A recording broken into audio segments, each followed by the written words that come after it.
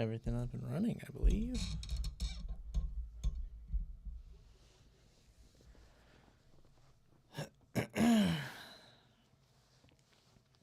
I think we got everything going. Oh.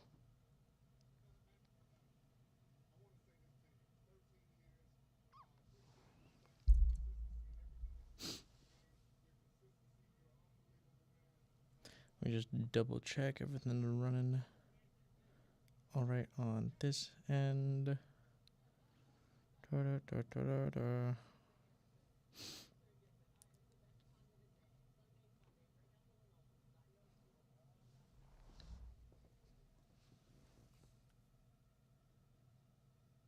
Time to bully me. Why are we bullying me?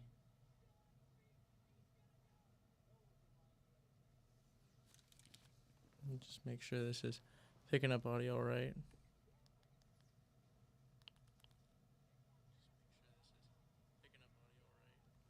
Seems like it is. Seems like it's all right. All right. Well, welcome, Jason. I don't know why we're bullying me.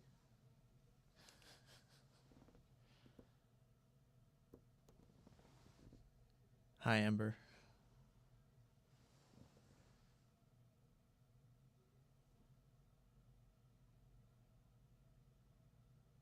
This is so far away. Oh. Tell bear and player. Well, tell bear I say hi. Tell player I say hi, player. Yeesh. All right, we're gonna keep this open because this is easier for me than it way over there because it's like tiny.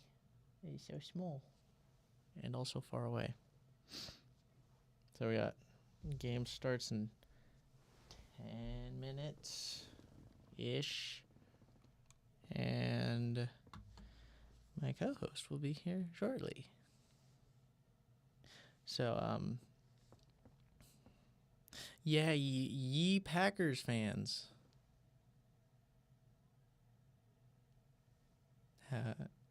What happened?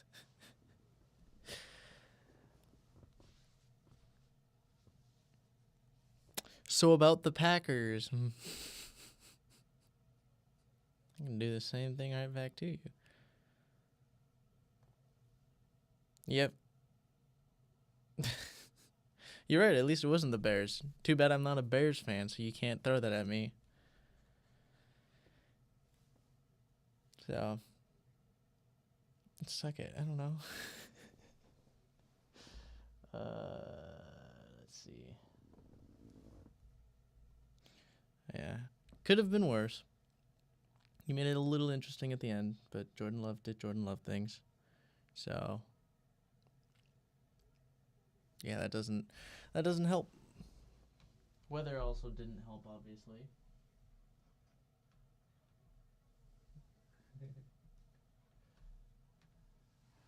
Coping mechanism, you say? Is it working? Are you coping? I guess I should ask, are you coping well? Because my guess would be not. No. My guess is no.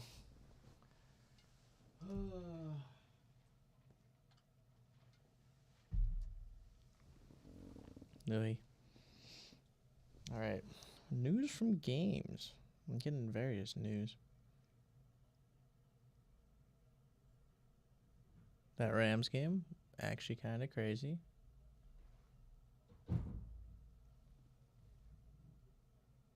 Hello?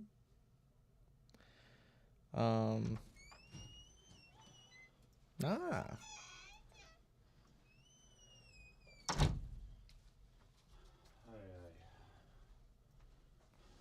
Welcome. Hello. Your fantasy is good. Yeah, your fantasies. I got screwed by Chris Olave getting injured, so that was. Oh, you had Chris Olave. I did have Chris Olave. Oh. I was between Chris Olave and Marvin Harrison Jr., and turns out that it should have been Zay Flowers. But yeah, I had Zay Flowers on my bench for some reason. Because he was going against the Broncos. And didn't I tell you that the Broncos defense was not going to be ready for your Ravens offense? Nobody's ready for the Ravens offense. Ravens offense does very well all the time. I was surprised that you stuck with them. So Am I going crazy? Stuck with who? No, you using the Green Bay for some reason tonight. That's why I was like. Oh, I always forget which one I use. It's always the yellow one. Oh, I felt like the camera looked better with this setup. Well, this thing is in the way, so that's why I was surprised.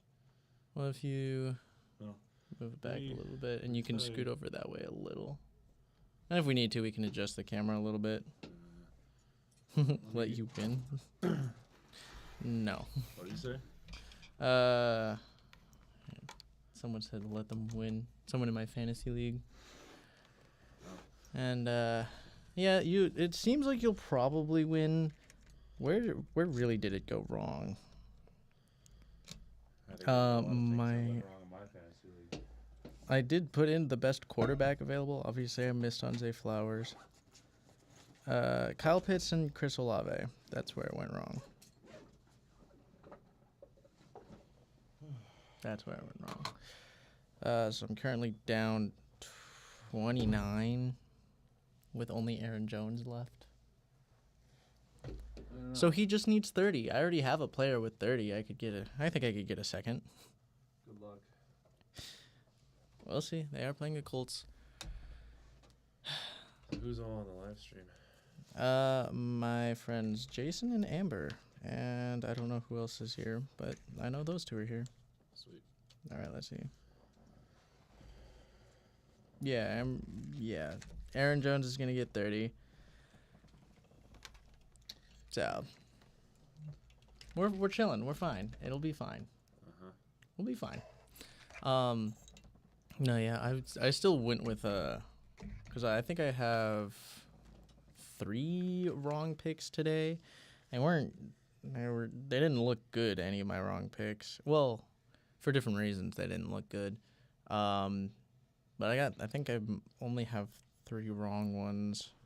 Let me check. So far I am what are my entries? Here it is. I'm 10-3 In what? in the pick'ems. Yeah, I saw that. Ooh. So again, the ones that I got wrong only. The ones you got right were kind of dumb, if I'm going to be completely honest. I didn't think they were going to actually happen. Because, well, the thing is that we both chose Houston to win, right? No, I picked the Jets. You did? Yeah. My wrong ones were Jags, Saints, and Packers. That's right, you did choose Packers.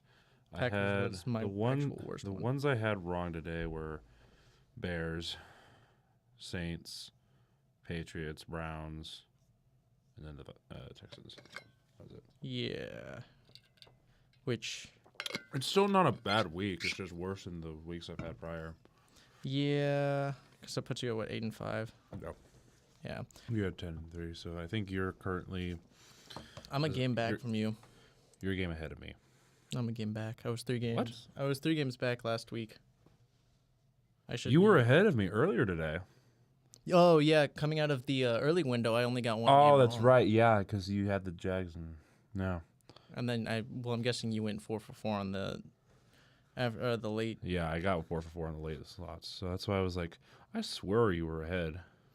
Yeah, I could have been 3-1, but the Jags sold. It didn't look good, but then that pick looked a lot better, and then it didn't look good. I will say there were 2 controversial calls or potential missed calls. One going each way, so I guess it evens out, but both resulted in a touchdown. But that Devonta Smith catch for the touchdown, if anyone has seen it,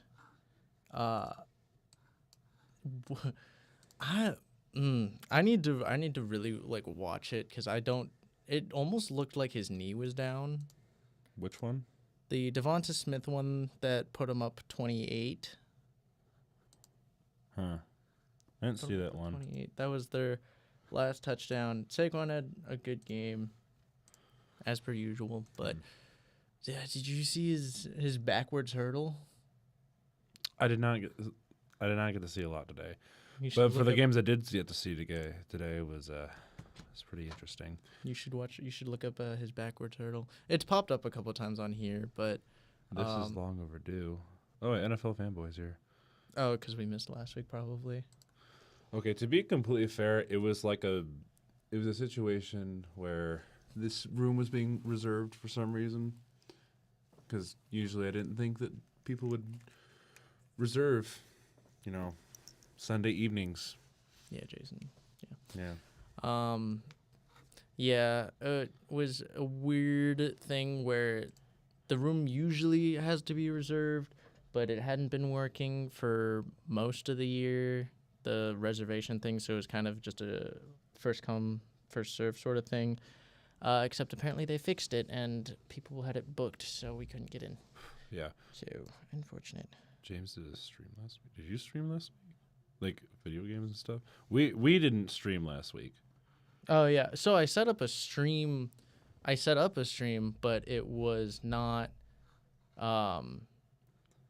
we didn't actually stream because, again, the room was taken. If we're talking just me in general, I stream. Yeah, I stream. I actually streamed a decent amount this last week, almost every day, missing only Tuesday, and then I didn't stream yesterday, but I streamed every other day this week. Still pretty good. Spooky week. Spooky. I still have a game I need to finish up, and then I can go on to more traditional streaming. So, yeah. Sweet. Game should be getting up soon. That's good. I got Hawkins and a couple TDs. Why not? I just remember seeing something about the Jets and Steelers with Just James. Oh, 2 weeks ago I soloed the Jets and Steelers. Oh, 2 weeks ago. Yeah. Also, why does your thing say halftime? Oh, it does say halftime. I just put in a filler because the game hadn't started yet. That's fair. There we go.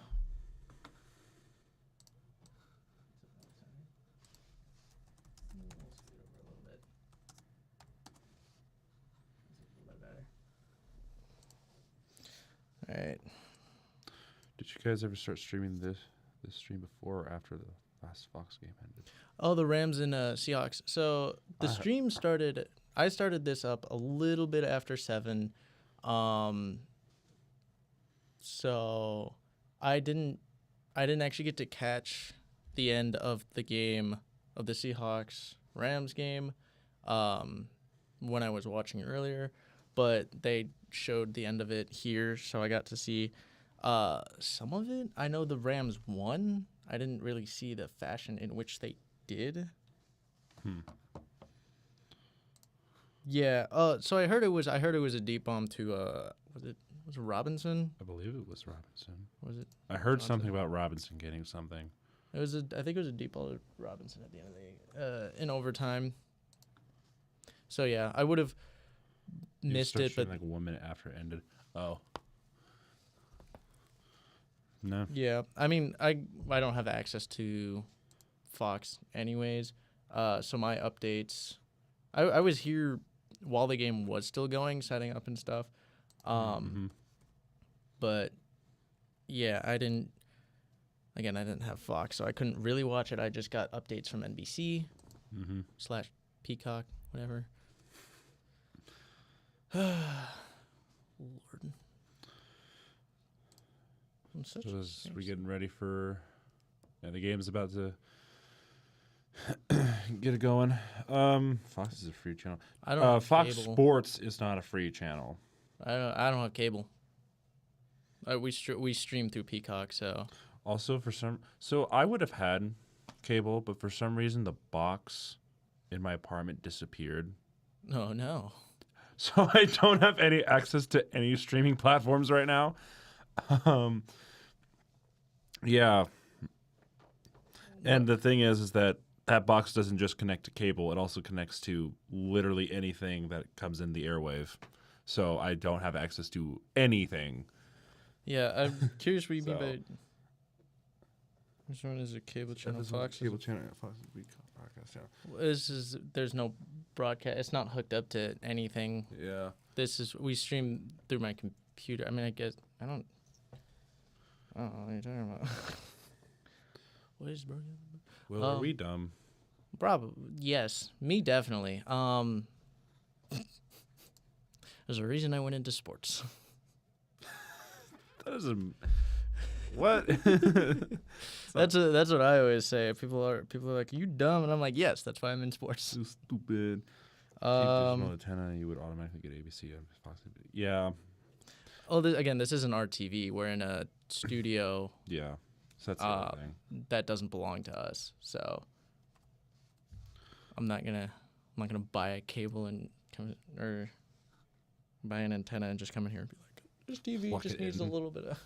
Just needs a little bit of an upgrade. Yeah. It is a school building, Mm-hmm. so Not our place.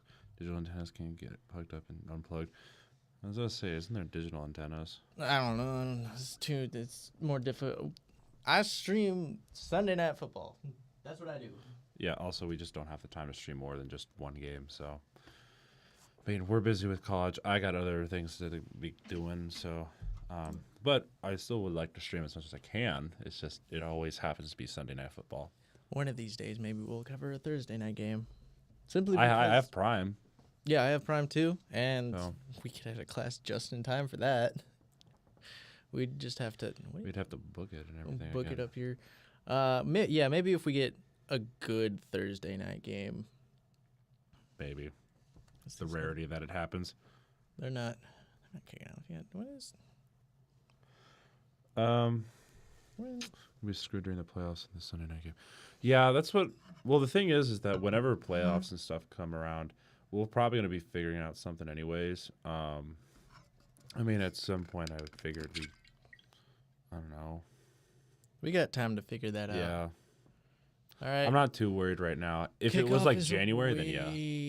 And surprise, it's a touchback. No returns for you. Oh, I'm not gonna lie. This next Thursday would be a great Thursday night game to stream. Isn't it the? Ooh, and the following too. We have Bengals Ravens next week and Eagles Commanders the following week. That's some solid ones. Obviously, Thanksgiving is gonna be a no. Okay. All right, starting from Bye. the 30, Joe Flacco under center, because yes, it's Joe Flacco now. Hands off to Taylor, and he's gonna get 3 yards. Not many. Bring up second The down. amount I can put on my finger right here. I said finger, not hand. I know. I know. Just The go amount I with can me, put all on this right? finger. Just go with me here. Packers Lions December 5th. That will That's be a fun. Thursday night one. Oh, of course it's Thursday night. Why? Yeah. Why does everything have to be that first week of December? Sorry, I'm just frustrated because that's like All where right. everything happens. 2nd and 7. Man in motion. Not anymore. Hands it off to Taylor again. He's gonna Get find some close room. to a Get up first to down. the 39-ish. 39. 4, 5, 6, 6, 6. 5 or 6.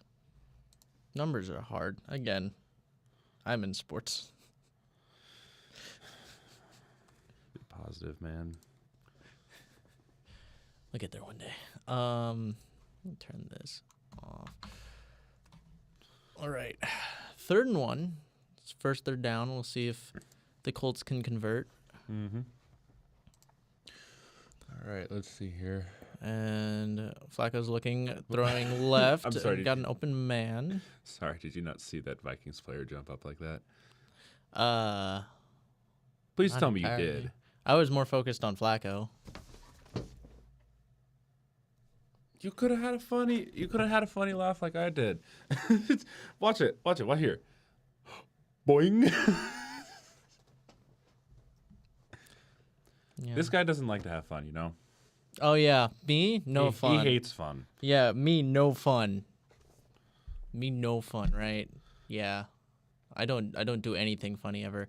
Taylor hands off. He's got plenty of room through the middle, and he's got up to about a 13-yard gain and another first down. 1st and 10 Colts. True. Amber. I'm glad I have somebody here to at least agree with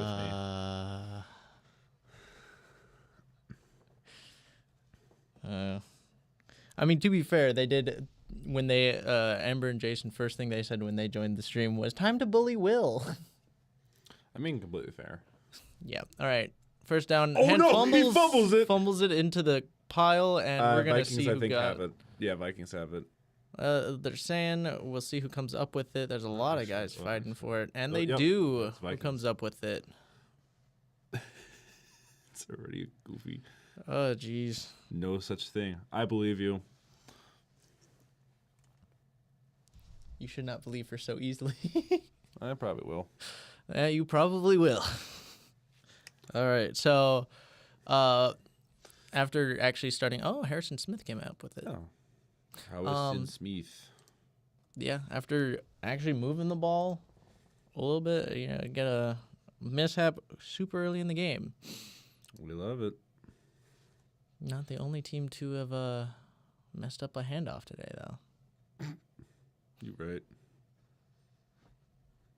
Or just mishandled the ball at all in the backfield. Mm-hmm. I can think of a player who did it twice in a row. One Jordan Love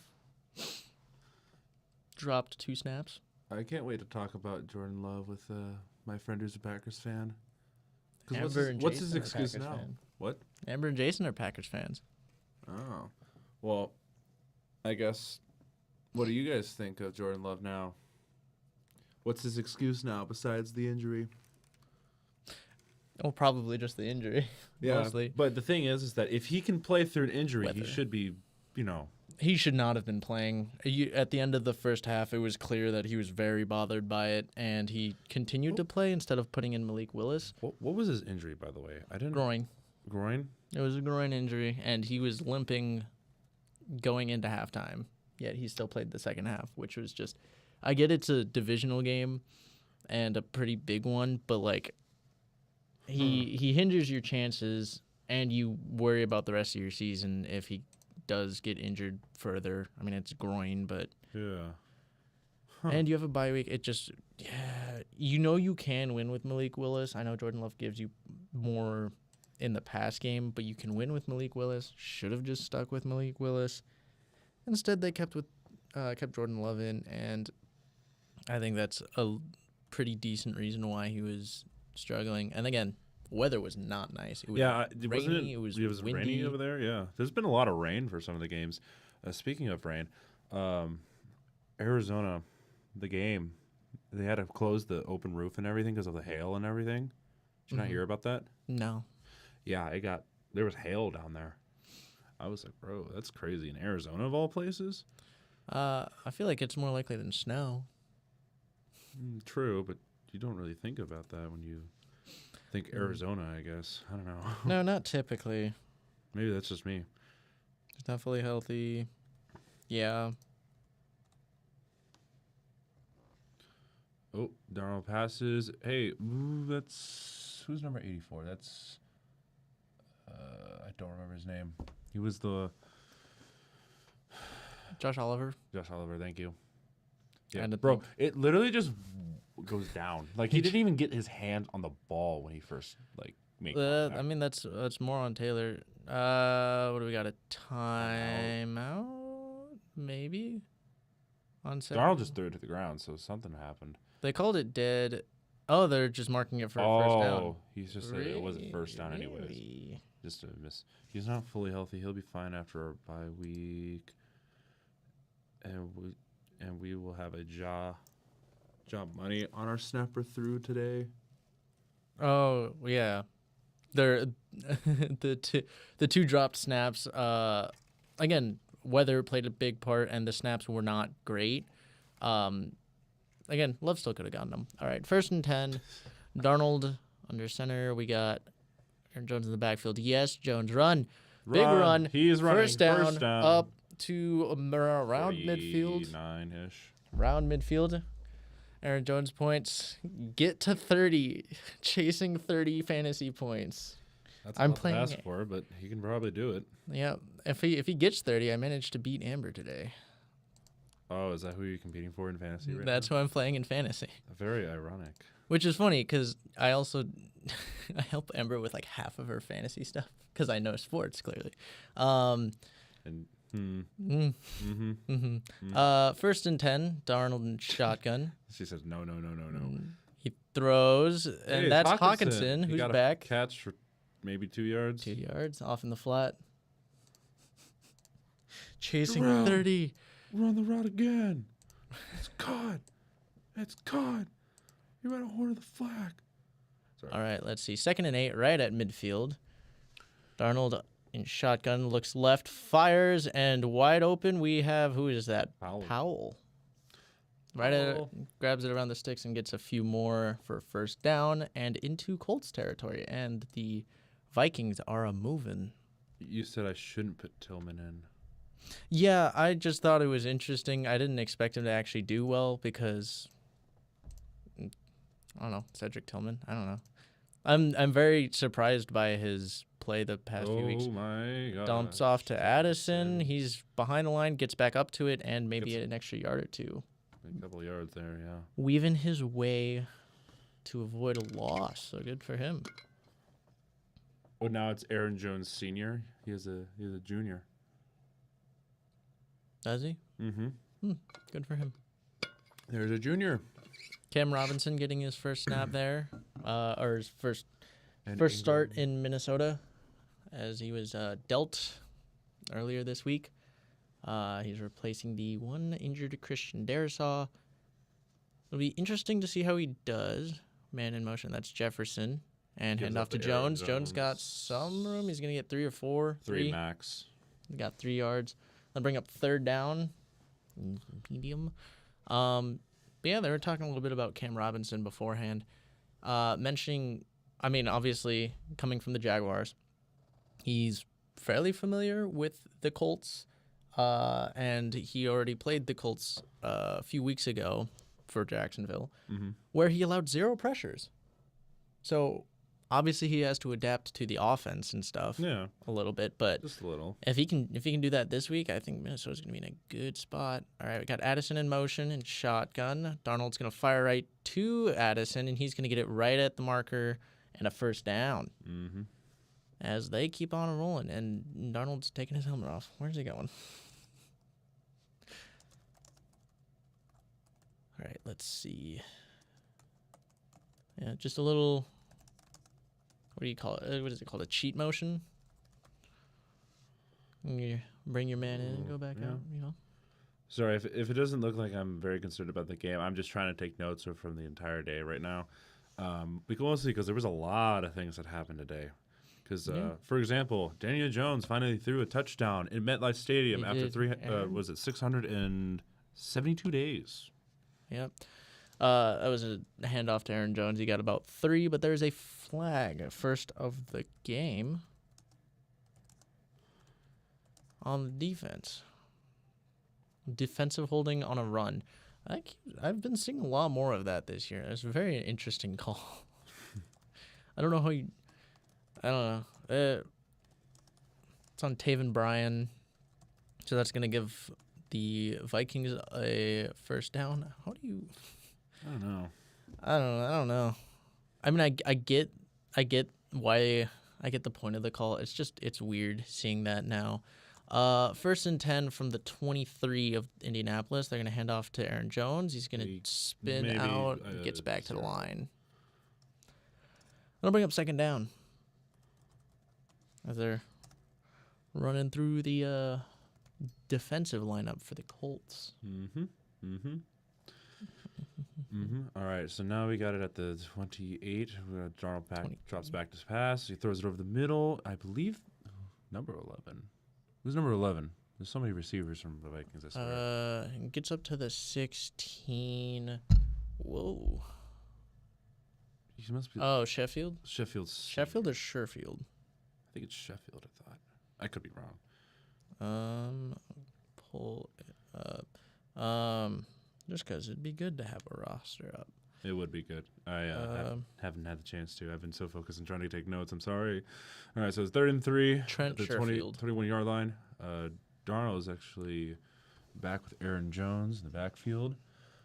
Drops back to pass. He throws it Over the middle. No, under he misses pressure. the man over the middle. Scrambles a little bit. He throws it over. Fires and it. intercepted by the Colts in the end zone. So we already have a fumble and an interception today. That's Zaire Franklin. Yeah, threw it right to him. Ooh, A little bit of the thriller. Yeah, a little bit of a thriller dance. I like that. A little bit of the thriller. Yeah, I guess didn't see him. Was trying to find Hawkinson in the end zone, but it was just an under pressure kind of situation. It wasn't.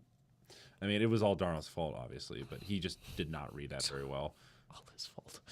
I mean, it was his fault. He threw it. It was his fault. It's just funny that it's funny you say it like that. So we got a commercial as we're gonna switch possessions.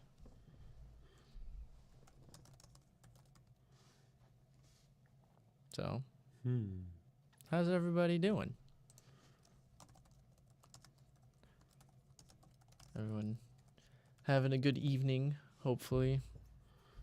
I am. Great. Yeah.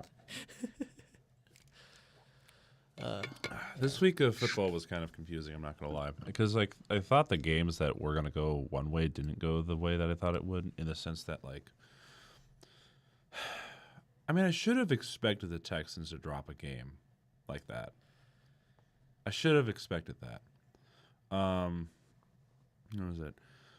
I thought the Browns would kind of rebound a little bit. That did not happen. The Patriots should have beaten the Titans today. Except May was. I heard May wasn't playing for a bit. Is that right? I didn't see. That was, you watch 6 games at once. You don't catch everything. I didn't see him out, but I wouldn't be surprised. I'm not saying that he wasn't out. I just didn't see it because I was also following other games, especially because in that window I was watching the Ravens game. She is ghost hunting. Oh, she's ghost hunting. Just like she's playing Phasmophobia while listening to this. Yeah, that's crazy. But yeah. So I didn't see that, but I did see the end of the game, which actually the game did end on a Drake May interception in overtime. So maybe you cursed him. Maybe. That'd be nice to curse the Patriots. I did say that ever since they thought Mac Jones was going to be like the next Tom Brady, I was like, you guys are going to be in the slump for like the next 20 to 30 years without like a reliable QB. That's just what happens when you let go of Tom Brady. All right, from the 20, fakes the handoff and is going to dump off to Taylor. He's going to weave his way up to a first down, get about 11. Sweet. Nice.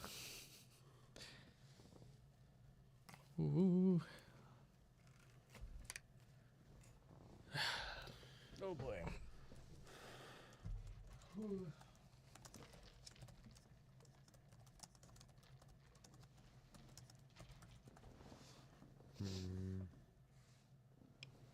All right. 1st and 10 from the 31. Flacco takes the handoff, or takes the snap, hands it off, and they get about 1, maybe 2 yards. And I'll bring up 2nd down as we're just under 6 minutes left in the first. The first quarter is going by pretty fast. So, what is it? 477 yards for Taylor this year so far? Yeah, which I'm surprised because he's missed some time. He's not a bad running back. Yeah, he's definitely a good running back. He has missed some. He's missed some time. Yeah. It's called injuries, unfortunately. All right. 2nd and 9. Looks like we got Taylor in the back. Jack Flacco drops back to pass. We got some holding on the line a little bit, and we got Downs receiving the catch. close to the 37-yard line. I'm surprised they didn't call that holding there. But obviously there's a lot of contact on the lines anyway, so Let's see. it was a little bit of a push up on Flacco's right side. I believe it was 73, 72 right here. Yeah, right there. A little bit of a holding right there. Yeah. Surprised I didn't call that, but It happens. Again, people... You can't call every call because, there's always something going on. What Jason Kelsey said is that literally everyone holds. That might have been a false start. Flacco dumps it off and misses Taylor, and that's going to bring up fourth down. 4. So now the Bring Colts up will the have to punt. punt. Punt. There were quite a few things happening today. Derrick Henry, 100 rushing touchdowns. Mm-hmm. He surpassed that. Ravens just had a good game in general, though. Bo Nix, I started in fantasy, and he got me 1 touchdown. It was not a passing touchdown, though, and it wasn't a rushing touchdown either. It was a receiving touchdown. It was not what I was expecting, but you know what? I'll take it. It works. All right, that's Powell on the return, and he gets up to the 23, maybe 24-yard line. Mm-hmm. And the Vikings will take over with a little under 4.5 to go in the first. Ooh, nice, pretty skyline, I guess, from Minnesota. Whoa. And we're back to commercial break. I love it. My favorite.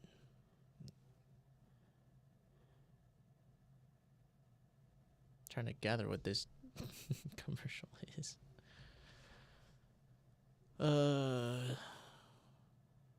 This is not one I've seen so far, but I've seen a lot of political ones.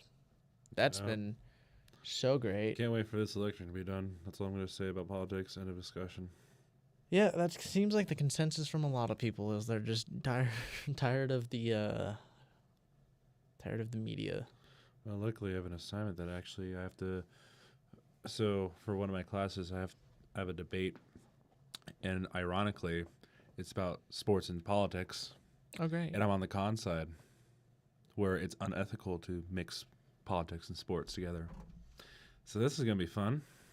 We love it. Yeah. What is? All right, just making sure I didn't miss any news. All right, sweet. Now I'm done. Okay, there we go. I was just trying to get all that stuff done so I didn't have to worry about it.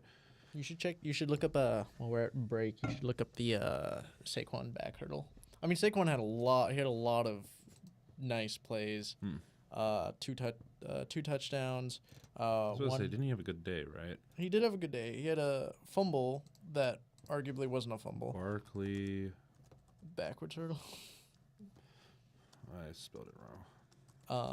It's kind of goofy when I watched it. When I saw it in person, I was just like, "What?" Right, I don't want to see an ad for probably like a 30-second clip. It's a 15-second ad, bro. It's Black Ops 6. That's what the ad is. If I had the money. Is it actually going to be good this time around? I've heard good things. This play is so goofy. Like, it's a nice play, but it's just he just turns around and then jumps that's backwards actually over. funny. It's That's the most disrespectful move I've ever seen in a live sports game. Said one comment. In the way this man hurdled over somebody with his back turn. Saquon a beast. yeah, it's The no-look hurdle. Oh, all right. Back from commercial break. Darnold under center. Right. He's going to hand it off on a sweep to Addison. He's going to make some guys miss and get up to around the first down marker. He's short. Or are they going to give it to him? Bug. Are they going to give it to him? I don't think so. It looked like they marked him short, but they might give. No. Oh, they do give it to him. I'm surprised they gave that to him. He was definitely short of the first down there. He did look short. We'll see if they. It was look at short. it. His knee was down at least 2 yards behind the line, or at least I thought so. Maybe I'm just going crazy, which I might be. Refs do have the best view, so. That's very ironic. talking about a Vikings game this week. Yeah, we're not. Yeah, there definitely wasn't something that happened Last week with the Vikings with a referee involving their view. involving the view. No, I mean, again, they missed call. They reversed it to a 2nd and 1. I was like, well, they were not anywhere close to that first down. Well, one of the refs, I'm guessing they just disagreed because one of them did seem like they marked him short. Well, first down anyways for Aaron Jones, but yes, Aaron Jones, more yards. All right, we love it. as we're down to 3.5. So Vikings with a new set of downs. Oh yeah, 5th in the NFL. Only 5th. Well, it's what happens when you have a really good roster. I mean, you have Addison, you have Aaron Jones getting half the passes sometimes because he's more of a receiving running back at this point. But He is. Darnold Fakes the handoff. Yeah, and then Darnold drops back to pass, throws it over the middle right to Jefferson. We were just talking about him. So there's more yards to his stats. The Indianapolis 45. Mm-hmm. To be clear. So, nice pass. Jefferson was, just finding the soft spot in the zone. Mm-hmm. That's what you get from one talented player like that. He's got that IQ. All right. So they mark him 44.5. Darnold under center. He's going to pitch it out to Jones. He's going to find some room and get about 2 yards. And bring up 2nd down. 2nd down. 2nd down and 8. About. If they mark him there. If they do so. If they do. Maybe. As we're down to Maybe. 2 minutes left in the first quarter. It's a very exciting score, guys. I promise you that. I mean, what? Two drives of both teams actually moving the ball, and then what was it? A 3-and-out? Mm-hmm. Did they convert first down? I don't think they did. Darnold's in shotgun. He's gonna fake the handoff. Fires it back to Jones, and Jones is gonna lose a bunch. Back around midfield, back in their own territory. Yeah, 41 got a little excited there. That's got a lot of hair, bro. Yeah, he got the What hair. the heck? He's got a lot of hair. What is his last name? I can't even see his last name. Stewart from the Colts. He's got 41. Fabulous hair. Look at him. Look at him move. I'm getting there. It's like I'm getting there. you got a little ways to go. My hair is in the weird spot where it's 3rd and 17 from their own 49. Darnold's going to drop back. Looking, he's got time. He's going to fire short to Hawkinson, who gets lifted in the air and throw it down. Moore to the 2nd with a Kenny good Moore. stop. Yeah, that was a corner that just did it to him. Mm-hmm. Lifted a tight end off the ground. He said, "Sit down, please." He said, "Have a seat. Take a nap. Stay a while." Yeah, that's it. Ooh. Well, he didn't want to body slam him, which is completely fair. That's probably why he held onto the legs a little bit. Yeah. Because, honestly, they would have flagged that if he actually, chucked him to the ground. Probably. You know how the NFL refs are. They're very inconsistent about everything, but what they're very consistent at, doing that. 4th and 10-ish. So right about back where they were. Number 41 just blew up a guy on the middle. Punt. Oh, touchback. Okay. I was just going to say, 41 blew up somebody in the center on the Vikings. Yeah, I mean, that's the unfortunate thing about long snappers is they're not really meant for blocking. They're meant for snapping. And so if you get someone who comes at you full speed and does it right, sometimes they have a bad time. Yeah, he didn't look like he survived whatsoever. Bro almost died there. All right. It was kind of bad, I'm not going to lie. So Colts will take over their own 20. Flacco is going to come in under center. We got Taylor in the backfield. All right, so we're at the 20-yard line. All right, so we got 2. Does hands off right, and Taylor's going to get 3, maybe 4 yards, as that'll take us to the end of the first quarter. Yippee. Yay. Scoreless after 1. 0-0. Huh? Could be worse. One day we'll have a score. Not too bad. Solid. I mean, stall. 2 turnovers and 2 drives that stalled. I mean, I guess the Colts drive didn't really stall because it never got didn't going. get anywhere. Didn't get anywhere. So, I guess kind of going over the stuff I saw today a little bit. I don't know. Commanders, another decent performance. I heard rumors that there's a lot of receivers and corners that want to go play for the Commanders, which is completely valid, honestly. Let's see here. I don't know. Cowboys losing Dak Prescott. I believe it was a finger injury? What was it? So, the reason he actually went out was reportedly a high hamstring injury, and he's being evaluated for that. There was a point where they thought he was injured earlier in the game, but that is not actually related to why he missed time in the game. So they put in Cooper Rush, and he finished out that game. Should have done it anyways. I mean, the game was... It was kind of lost, if I'm going to be completely honest. Yeah. Falcons are 6-3 now. Yeah. Doing pretty well. They're doing pretty well. They got their offense going a bit. It took them a little while, but... Just took some time, obviously, because you know how some things are. What am I... Bro, I'm tired of these political ads. Get them off my screen. Yeah. Let's see. What else happened today? What did we have? We had the Chargers. Chargers didn't charge her today. Well, that's what a decent coach will do for you. Also, Jameis Winston was just not performing well. He had, was it 3 interceptions? I think they had 3 turnovers today. I believe so.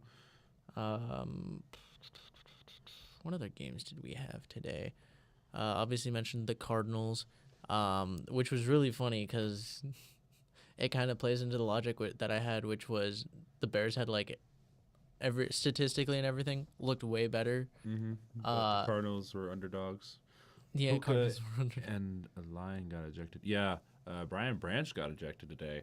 I didn't see what happened with it live, but I did see the targeting. I'm pretty sure it was. I mean, Branch. I know it was Branch. I'm just saying in general. I think it was a pretty fair call. Oh yeah, I mean, there wasn't anything. That one was.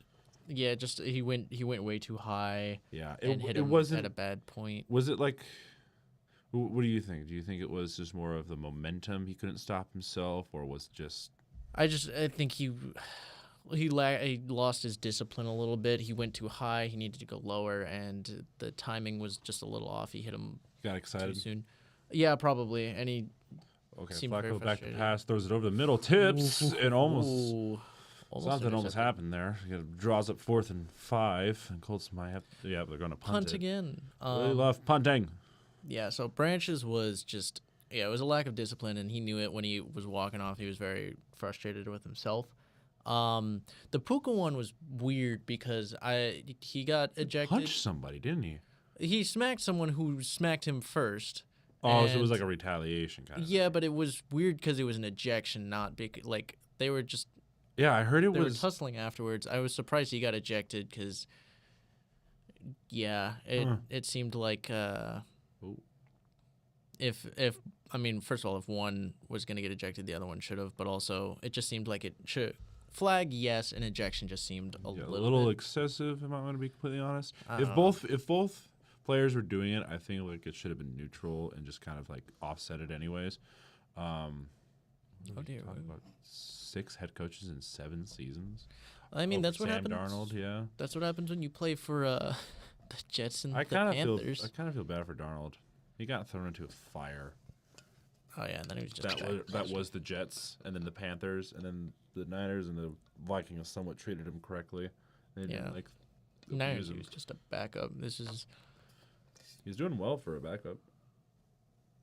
Yeah, I mean, again, he didn't have much playing time. Hands off. This is not Aaron Jones. This is number 27. I don't have. He's going to get 12 yards. A good run. Akers. Cam Akers, right? I forgot he's back. He didn't used to wear 27, I don't think. No, I think he was a different number at one point. I don't remember what his number was. I thought it had a 3 in it though. All right, Darnold under center, first down and 10 from the 37. Yeah, Akers is still in the backfield with Darnold, or No, just back alone. Addison runs up to the top, hands it off to Akers, gets about 5 yards. So second and 5-ish. We'd like some good football play. Come on, let's get going. You know?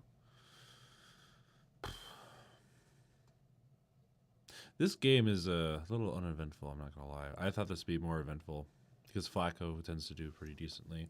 And then the Vikings offense has been pretty good for the most part. So Yeah, it's mostly I mean, they're moving the ball. It's the Vikings.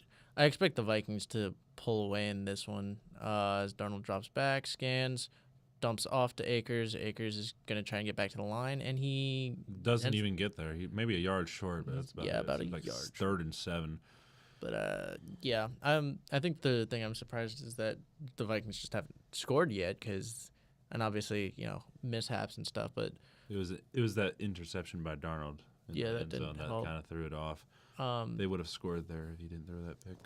Vikings offense is obviously good, and the Colts defense has not been great this year. Looking on the other side, I mean, not surprised Flacco has moved it a little bit, but I don't expect him to keep up. But we'll see through the rest of the game. It's 3rd and 6. Darnold drops back. Pressure's coming from the line, throws it over, gets it to Hawkinson, who gets a first down. Oh, there's a flag on the field, though. I'm assuming it might have been either roughing the passer or if it was just a hold on the line. It was a holding on the line. More mishaps. It would be Robinson for that hold. Yep. Can't do that, buddy. All right, let's see where it was. Is it his right? I thought it was his left hand, but I guess it's not. Third line to start a game within a week of midseason trade. Oh wow! So he's been around. No, I think the point is that most O-lines that are traded don't play the first week back. I read that wrong. Which is I guess is weird. Dumps off. Looking for a double pass back to Jones. I don't know if that was a backwards pass though, but they're gonna give it to him. That one wasn't supposed to be. The one to Jefferson was. Yeah, that's from. Oh yeah. To Jefferson was backwards, and then that one could. I mean, it doesn't matter either way. That one, but that's either way. That's Jones yards. It's different situation. My bad. Yeah. I thought it was one thing, and then it was. He almost lost that there. I thought it was one thing, and it was another thing. But they do get the first down with a little bit of trickery. Jefferson literally doing everything on this offense. It's part of what makes him great. I wouldn't say everything, but he's definitely doing a lot. He does pretty much everything. All right, let's see. Darnold under center. Jones in the backfield. Fakes the handoff to him, and he's going to get sacked. Oh, the ball's out. The flag on the field, though. I think he was down, but they're going to let him run it in. That's Kenny Moore on the recovery in for. Kenny Moore already had a big play earlier, so this would be huge if he was able to get something here. Buckner on the sack. There might have been something there. I'm not sure what they were going to call it on. I don't know. It seems like either a hold or maybe no. Oh, they pick it up and then call it a touchdown. Wow, strip sack. Stewart. Grover Stewart. No. Okay. Oh. Did he? Oh, he did lose it. Yeah, that's 6. Oh, he got. Yeah, there you go. Oh, it was in the air for a bit. Oh. Yeah. So it was knocked out there. Interesting. So that will result in 6, and Colts get the first points on the day. I'm interested in what the penalty that they picked up was. I don't know. Maybe they looked at So one of their defenders, the Colts defenders, their last name is Speed, Yeah, I believe it's and their kicker is what is it? Oh, all right. So we got 7 on the board for Indianapolis. So they're up 7-0, and it's all been defense so far, which is weird because the Vikings have a really good offense. Yeah, but I don't know. O-line play has been a little iffy, a little rocky. And then again, just mistakes. I love how Flacco wasn't up there at all. I'm sure they didn't take pictures with him. They definitely just did. Like he was just there at some point. I'm sorry, is that? Oh my gosh, Kai Sinat's been getting a couple of ads recently. He got the T-Mobile ad. He had the. Speaking of the T-Mobile ad, he's going with McDonald's. We got Snoop Snoop Dogg. Dogg, Kai Cenat. Snoop Dogg. Hmm.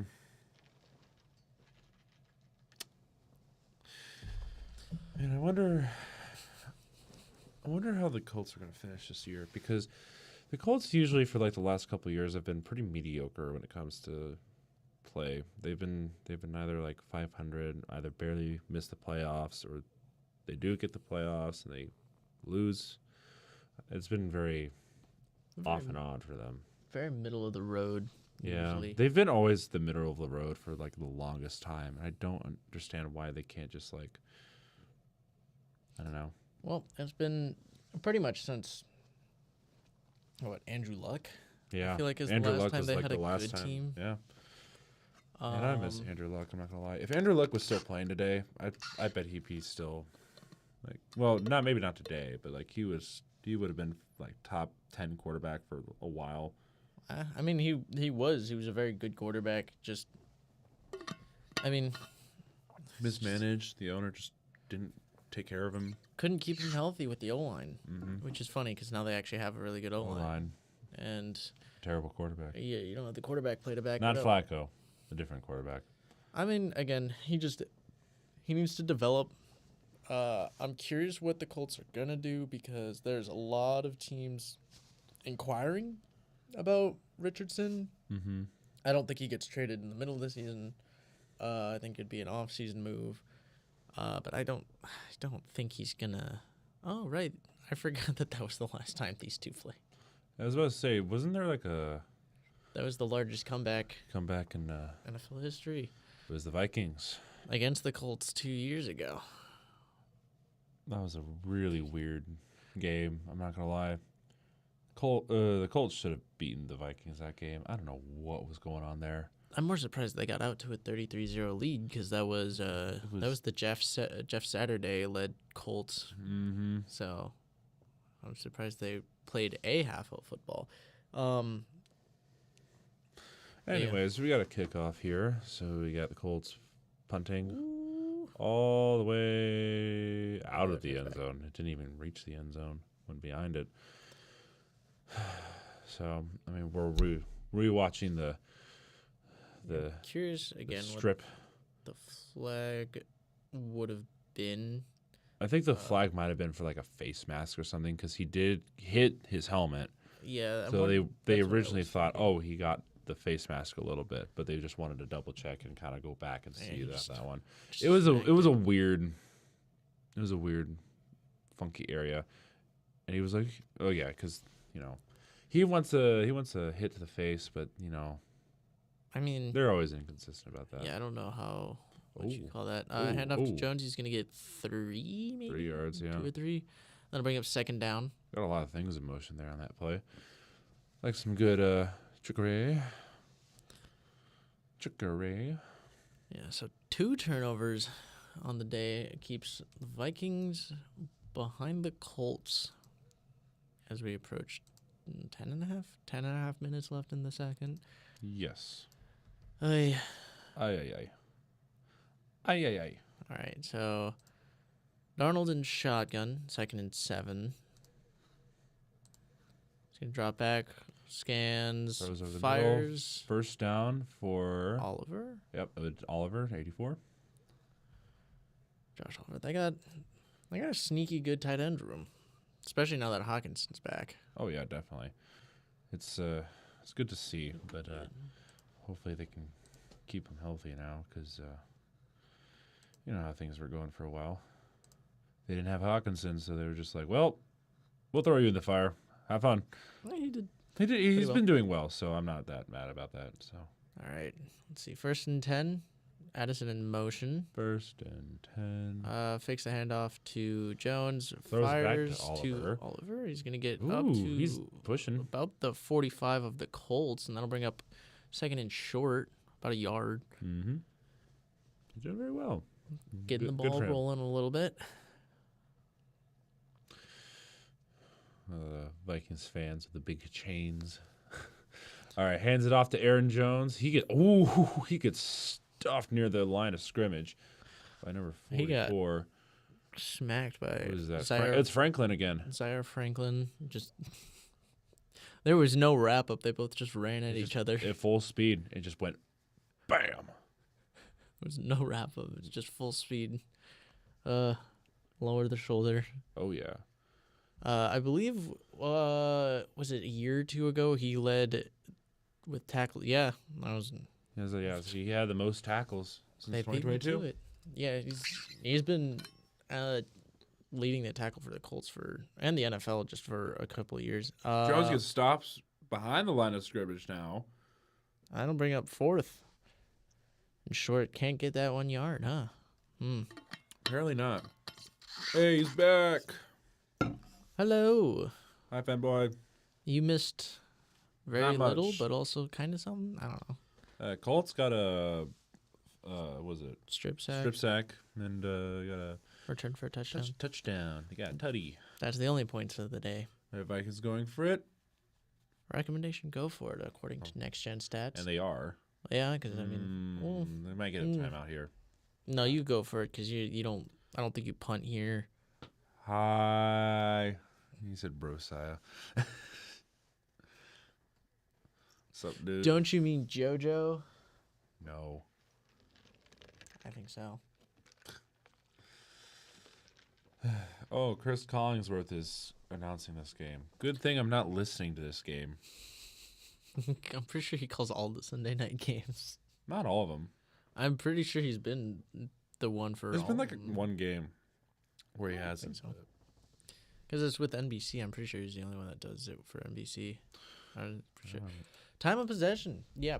Minnesota almost has triple and over double the yards. QB sneak on 4th and inches, and Darnold gets it by probably about 2 yards. Yes, he does. Yeah, he's NBC. Yeah. So, Bruh. I swear there was one game that he wasn't there, but I could have just been. I think. It was the Brazil game. Okay, so that's what I was thinking of. I was like, there was yeah. one game earlier this year where I thought he didn't Yeah. announce anything, but I think it's could've been just wrong. It's just it was a Sunday nights. I think is what he does. Yeah. Makes sense. So the ones we cover. Yeah. Yeah, you get to listen to us instead of Chris Collinsworth. All right, 1st and I 10. think that's a plus. Probably. 2 receivers at the bottom of the screen. Scans, looks around, starts scrambling, and is going to lose about a yard. And that's Stewart again with the sack. I'll bring up 2nd down. About Thanksgiving. Good. That means I don't have to listen to him during Thanksgiving where I'm with my family. So I can stop listening to him talking about Patrick Mahomes all the time. Well, the Vikings are finally moving the ball a little bit. I mean, they've been moving the ball most of the game. It's just actually finishing drives and not having the mishaps to kill the drives has been mostly their issue. Already 2 sacks on the day. So Darnold in shotgun, looks Those are the short middle. and fires. And who we got? Cam Akers up to about the 35. Yeah, not many right there.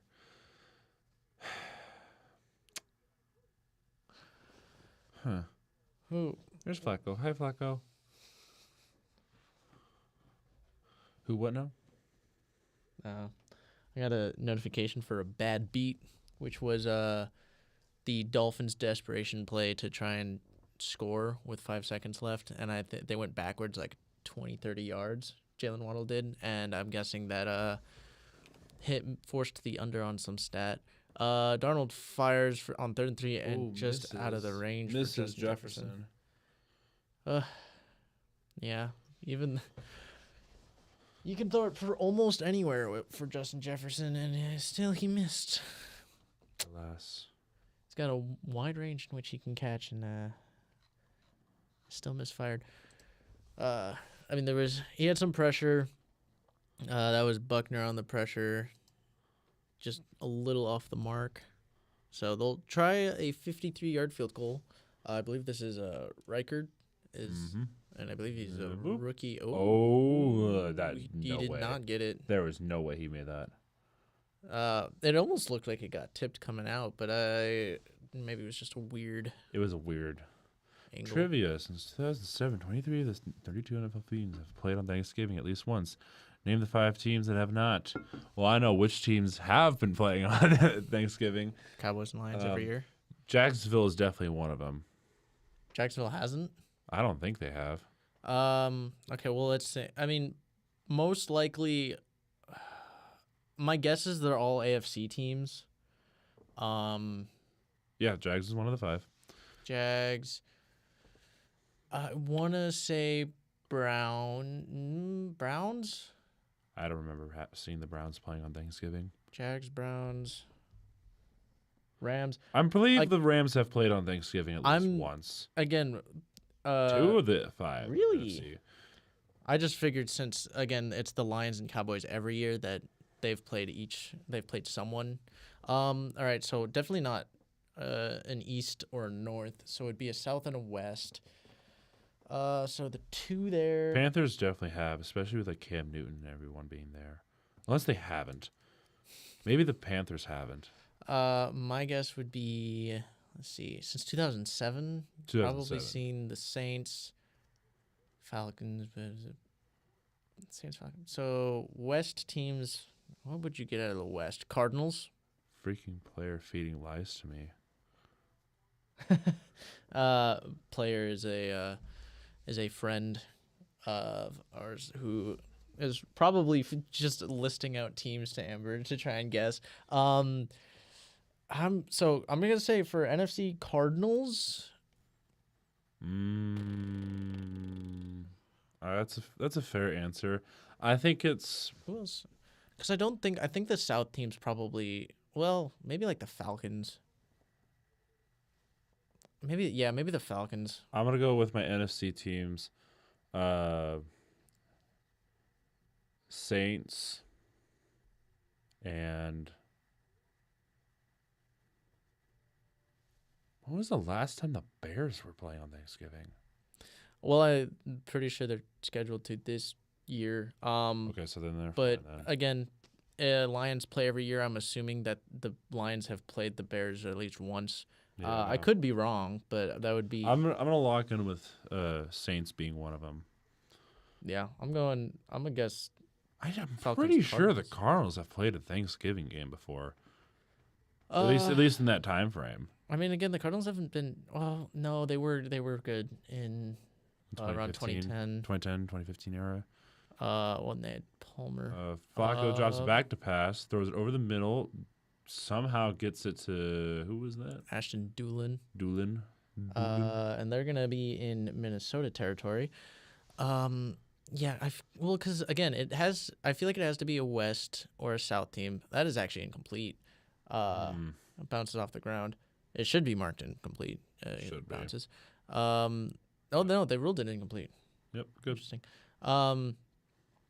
But yeah, I feel like it has to be a West or a South, just because if you're the Cowboys and the Lions, you've probably played a division rival on Thanksgiving. Oh yeah, definitely. So not a North or an East.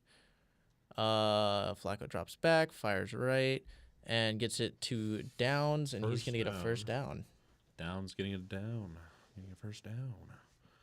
Who ironically wears number 1. First down. Number Downs. 1 down, getting the first down.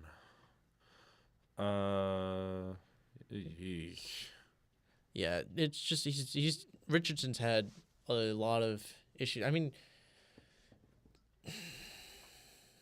Jags, Rams, Browns, Bucks, and Chiefs. Wow. I mean, I think that makes some sense. Chiefs not being in there since 2006 is crazy. I'm not gonna Well, largely, you're an AFC opponent, so you're less likely to play one of the NFC teams.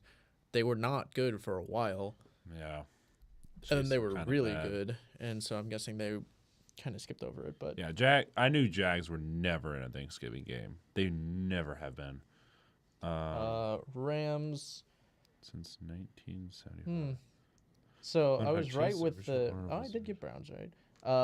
I was right with the divisions. I just got the wrong teams. So instead of Cardinals and Falcons, it was Oh, Rams, pass over the Bucks. middle to is that the Pierce? Pierce.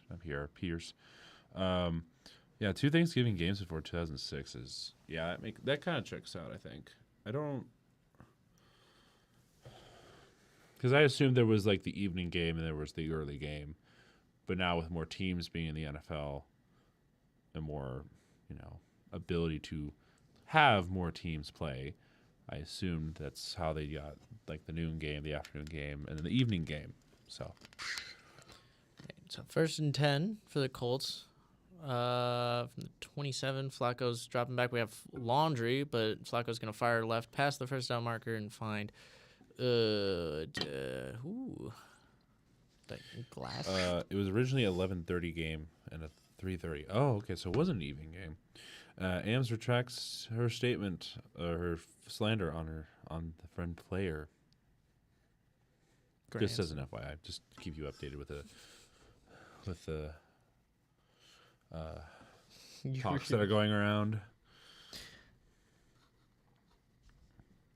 I mean, yeah, she did say Rams. She did say Rams, yeah. Yeah. Good So she got one of them right. I got the Jags right, and you got. I said Browns. You did say Browns. We did not. We did not get Bucks or Chiefs though. Yeah, I mean Bucks, Chiefs, and then again, Bucks makes sense. I did say that it was probably a South and a West. I just got the wrong ones. Mm-hmm. It's all right. I mean, I knew the Cardinals definitely have played. Yeah, once I remembered it was from 2000. Screen dumped off and they lose. They lose a lot of yards on that one. 4 yards. That'll bring up 2nd and 19. Back when I the didn't EFL see was around, the exactly. Chiefs played a Thanksgiving game every year. That's why the Chiefs owner wanted to introduce a third Thanksgiving for the longest time. Oh. Yeah, and what is it?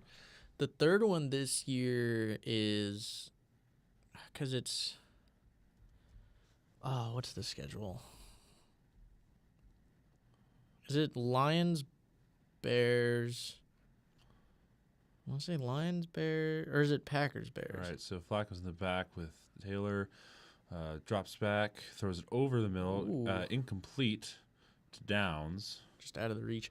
Bears, Right. Lions, Giants, Cowboys. And then the other one is, I don't remember. Oh, wait. Dolphins, Okay. Packers. There we go. Well, Dolphins, Packers is going to be a boring game. The Giants, other two, Bears, though, might be Lions. entertaining. Yeah. The Dolphins Packers one is, I think that was the one that I saw that I was like, that was interesting. I mean, if we were talking last year, yeah, definitely. This year, maybe. Because the Dolphins are kind of getting back to form. They kept the Bills pretty close. Yeah, I was surprised because they were actually playing. They were playing them real close. Usually try to make it's the third off. game as random as possible. Yeah, it's so weird. And they get stopped. Oh. Taylor's just continuing to fall backwards. So that's a 4 and out, or 3 and out, excuse me. And likely a punt, unless they. Oh no. No, You could try a kick from here. if they really want to. But yeah, I think. I mean, if you're the scheduler going, we'll see if they try and flex it, because I don't know how easily they can flex a Thursday, like a Thanksgiving game. It's pretty hard, especially with how many people are probably going to tune into that. I mean, again, the Packers is interesting, but the Dolphins, I just don't feel like are going to get a lot of views. Yeah, I was about to say they don't flex Thanksgiving games. Yeah, that's. Yeah, because like there's people waiting to watch that stuff. Like you're gonna see that. Yeah, Buccaneers and Chiefs tomorrow, and then Thursday with the Bengals and Ravens. You think you're gonna? You played the Bengals earlier this season, right? Yep. Yeah. That was the one that went to You think overtime. you're gonna sweep the Bengals this year, or do you think they're gonna steal a win from you guys again? I can tell. Well, you know what my pick'em pick is gonna be, but I don't like. that they actually played a good game this week. Fanboy, you were wrong. You're never wrong. What do you mean you were wrong? What, for the flexing or for the trivia? When were you wrong? Tommy! We're spreading misinformation. Oh, no. Thursday night games week 13 to 17 can be flexed up. It requires a 4-week. Oh. So, yeah, 4-week that's probably not going to notice. happen still.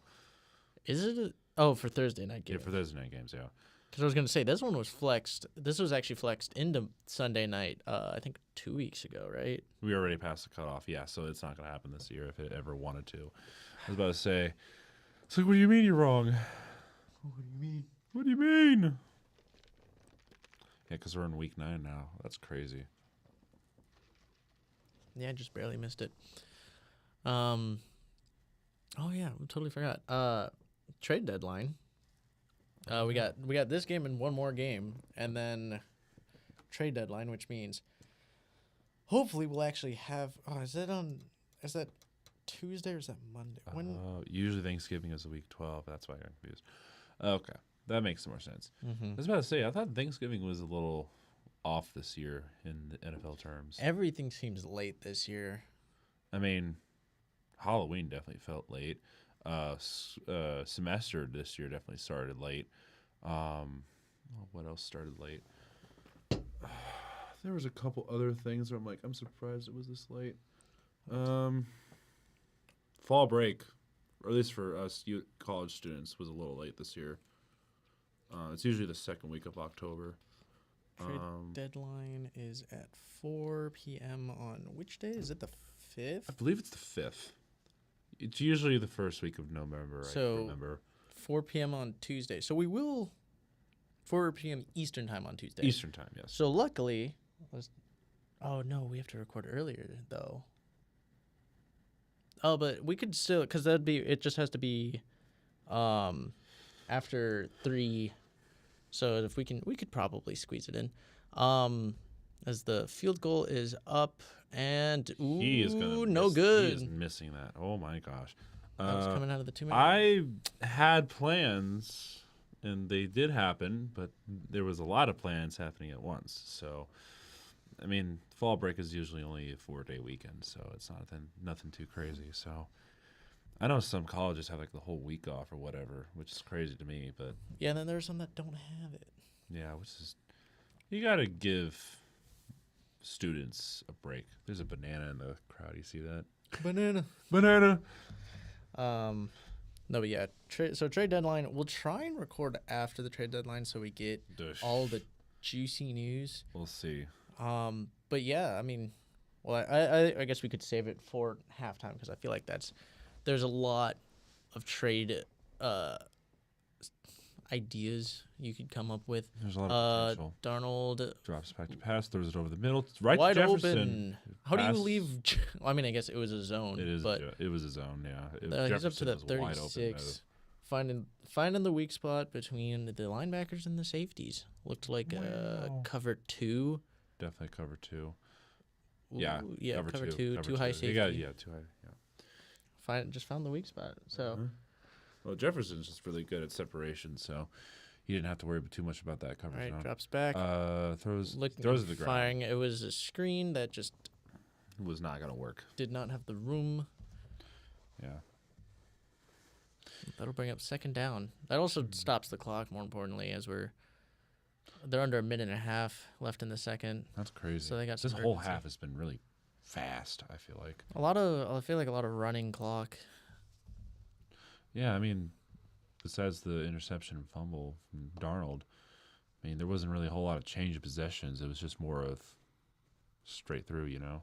Yeah, Minnesota's dominated most of the time in possession. Mm-hmm. Darnold drops back, fires over the middle, and that's right to Jefferson again, and he's going to be up to around the 11 as they got, I mean, still 2 timeouts. You're done just under a minute 15. Right in the red zone. NFL fanboy saying he's going to the game tomorrow. I assume you mean the Buccaneers and Chiefs game. Oh, lovely. I assume.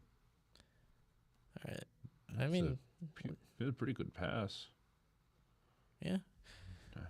Jefferson's always... Yeah, duh. Yeah, I know. No, actually a different Monday Night Football. You could be in any game, and I could be like, okay. You could be talking any sport. The Colts called a timeout. Surprisingly, they stopped the clock. Maybe if they get the ball turned over here, at this maybe. point. Wilkins is back. Best part, I won't have to watch the political commercials during the game. You right. Yeah, Wilkins we is do. back. Yeah, we do. Wilkins is back. This is true. Wilkins is back. Yeah, Colts, I'm guessing using their timeouts because In case if they get a touchdown, they can try and get something out of this. Vikings are going to score. You're just hoping you can get the ball back with time to score. Hand off to Jones. He's going to get Inside the 10, three. for sure. After the Bills up games, second I'm down. never saying a bad thing about our kicker again. For which reason? Because I mean, you had the 61-yard game winner, but you also had Bass had a missed extra point, didn't he? He also wasn't the only kicker with a missed extra point today, because Nope. Dicker the kicker missed one Dicker the kicker. for however many straight weeks. Apparently, Like, he's missed a bunch. he's at least a couple weeks for sure, but Bro cannot be consistent. Consistently bad for sure, but never consistent on making the kicks. Are they talking about his chain? Yeah, they're giving his chain a lot of love, which is, I mean, Bass making up Squish the Fish, making us even for all of our missed PATs. All right. Darnold back with Jones, drops back to pass. Pressure is, he gets sacked about the 23-yard line if they keep him where he kneeled down. So that brings up third down. A lot of yards to go. timeout. And, those timeouts might actually pay off. Now that you're stopping the Vikings where they... You might, force a field goal here. Yeah. Yeah, just had everything covered up, and Rush got there. It was good. Good rush. Yeah, Buckner's been everywhere. He's really good at his... Yeah, I mean, they have a solid They have a great D-line. line. They have a great line. They just don't get enough love.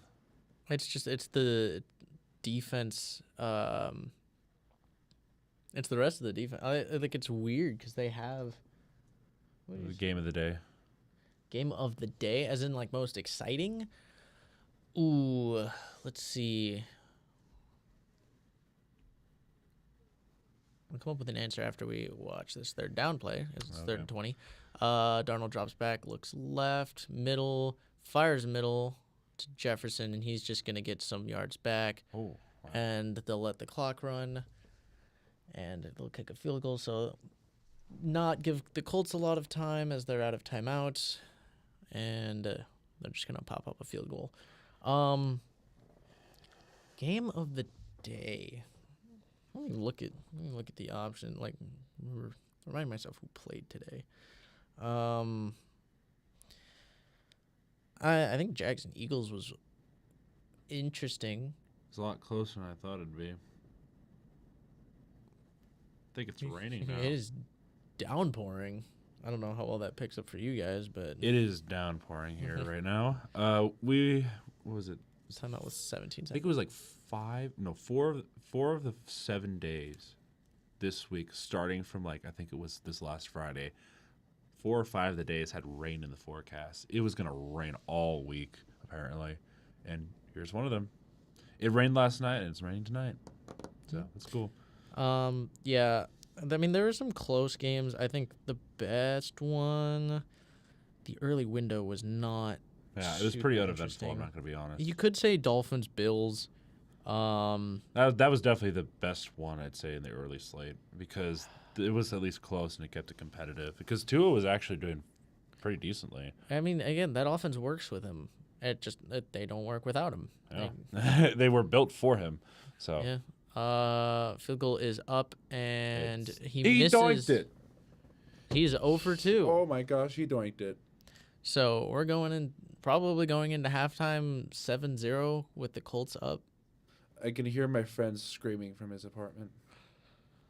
Yeah, that's just a yeesh. Wilkins Hiccup's imagine so that furious right now. Bro, you just need to find a new kicker at this point, bro. This is ridiculous. I mean, he's not been bad most of the year. But still, if he's been this inconsistent for like the last couple games, you need to figure it out. Yeah, Your one job is to kick the ball. Yeah, we got Doink, NFL fanboy. Bro, it was so bad. Right. Bass is better than their kicker confirmed. Honestly, yeah, I would rather have Bass than what he's been putting up recently. Then Dicker? Not Dicker, Bass. Than their kicker. Oh, then Reichard. As of right now, I'd rather have Bass. Yeah, he's having a better day. Obviously, there are better kickers in the league. Oh, definitely. There's not much to compare to with that, yeah. Compared to Reichard? Reichard's not been, again, he's been pretty good. Again, Dicker, not so much. It's kind of sad to see, like, Justin Tucker kind of fall off a little bit this year. He had a little bit. He had some struggles earlier, but he's been pretty good the rest of the year. I don't know if he's actually missed one since. He missed again the first 2 or 3 weeks, but I don't think he's missed one. Would you rather be a kicker, a punter, or a long snapper? Well, after what we saw earlier, I don't know about long snapper. Kicker, punter. Punter scares me because you might get someone who runs at you with your leg fully up, and kicker, I feel like punters also are more likely to have to learn how to tackle. Yeah, so I'd rather be the long snapper, even though we just saw that play. Only because I was it for flag football. I've been the center. Really, really decent at snapping the ball, apparently. I mean, obviously I don't get to see it because I snap the ball. Mm-hmm. But apparently I've been very consistent about snapping the ball, and then there's only been a couple bad snaps. But I can make long snapping work. I could probably do that. Yeah, I mean, I think you look at it different ways. I mean, like physically the most concerning, I feel like is punter. Just because, Yes. you put yourself in a very vulnerable position. Kicker, most pressure. Mm-hmm. Long snapper. I'm just gonna kneel it. Yeah, you don't have timeouts. You're starting your own 20. Just throw a Hail Mary. I don't think Joe Flacco can throw it 80 yards. You never know. He probably could. Yeah, probably not. I don't have faith in him. Imagine punting the ball when your team is backed up at the 1 yard line. I don't know who you're trying to go after. I can think of several teams. Yeah, I've seen a lot of it happening, so I'm trying to think of precisely what instance is being referenced. I don't know if did that happen today. Is that what we're referencing something from today? Probably, but we're in halftime now. So. Oh no, they did. He just means like as a punter, the pressure of punting when you're backed up at your own 1. Oh yeah. So with your heel at the less space than normal. That's all I'm saying. Because you got a higher chance of injury. You have like the goalpost behind you. There's not much behind you in general. You gotta watch your feet not to step out. They're much closer to you than they normally are. Mm-hmm. You get much less room. So I didn't think about that. I thought he was making a specific reference. We're at halftime. We at halftime. Eagles. They show in the backwards leap. That's crazy. The no look leap. That's crazy. What was it? So this was the game winning. This was the game winning play. I saw this on Instagram. That was crazy. But yeah. Again, trade deadline in 2 days. Mm-hmm. What does this week really change? Obviously, Jets have already made their move, so I don't think they're gonna look at anything. Yep. Texans. They might look for something, maybe. What would the Texans look for? I don't know. That's the thing. It's like a bunch of issues at the same time. I don't know. I feel like it's honestly like, and they need something. It's not to say their coaching is bad, but I feel like it lies more on coaching. I feel like it's consistency. and putting that stuff together. Do you have think weapons. how is the line doing? For Stroud? That is a good point because I believe they did just lose one of their I guards. was about to say something the will happen with the season? line. I thought. But their guard, their inside pressure has been way too much. They've allowed way too much inside pressure I this do season. agree with that. That Yeah, was Stroud's been trying to survive back there. so. Maybe going for a guard. I don't know who you really go. Well, we'll go through teams. Let's see who else maybe changes and makes a move after this week. Patriots. I don't know what they have left to sell. Either your pieces are too young and valuable, or they're not good enough to really get anything for. I feel like you've gotten rid of most of your valuable assets, unless you look at trading Ramondre Stevenson. Even then, it's not much there. I mean, I just don't know who would go for him. Yeah, The Cowboys maybe. Cowboys could definitely look for something if they really want to try and push for something. But knowing that Prescott's been injured, I don't think that's a really ideal situation. I think they should be. They're so middle of the road though, because they're now They're 3-5. Yeah, they're 3-5 right now. There's still a chance, and they should know that they could be a playoff team. But If they there's really tried. Yeah. There's a lot of work to be done and a lot of competition.